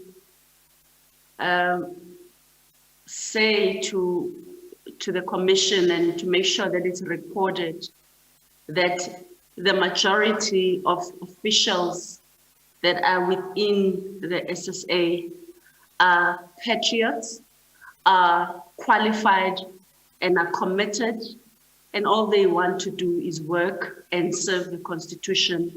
So in no way should I request that this evidence should not in any way be used to paint everybody with the same brush, because I do think that it's just that they have not had the opportunity to express themselves, or they're not as, I don't know, maybe stupid like me to just come up and say Yes. the things that we have revealed. Yes. But I do think that we have to acknowledge that they are committed, and we hope that we can rebuild our organization just for the sake of our country. Thank you. Yes. No, thank you very much, Ms. Kay. We really appreciate what you have said. Thank you. Noted, and thank you, Ms. Kay, from the legal team and investigators. Thank you, Mr. Pretorius. Yes. You were saying something and then I interrupted you, Mr. Pretorius. Yes, Chair. I think about another witness. The second witness available will give information of the nature that I need to consider carefully before calling him as a witness. And so I would ask that we adjourn now. The further evidence to be given, apart from that of the Inspector General of Intelligence, should be able to be condensed within reasonable limits. It is largely corroborative, although there is some new evidence because it's become apparent that there are gaps that need to be filled from the statement of Mr. Y, and that will be dealt with in due course. Okay, no, that's fine. So we'll try and find space, even if we use evening sessions. Yes, Chair, that's to possible. try and complete or hear the evidence of those who have not been heard as yet. Thank you very much. We are going to adjourn for the day, just for the benefit of the public. Next week, the Commission will hear evidence relating to parliamentary oversight. Okay, we adjourn.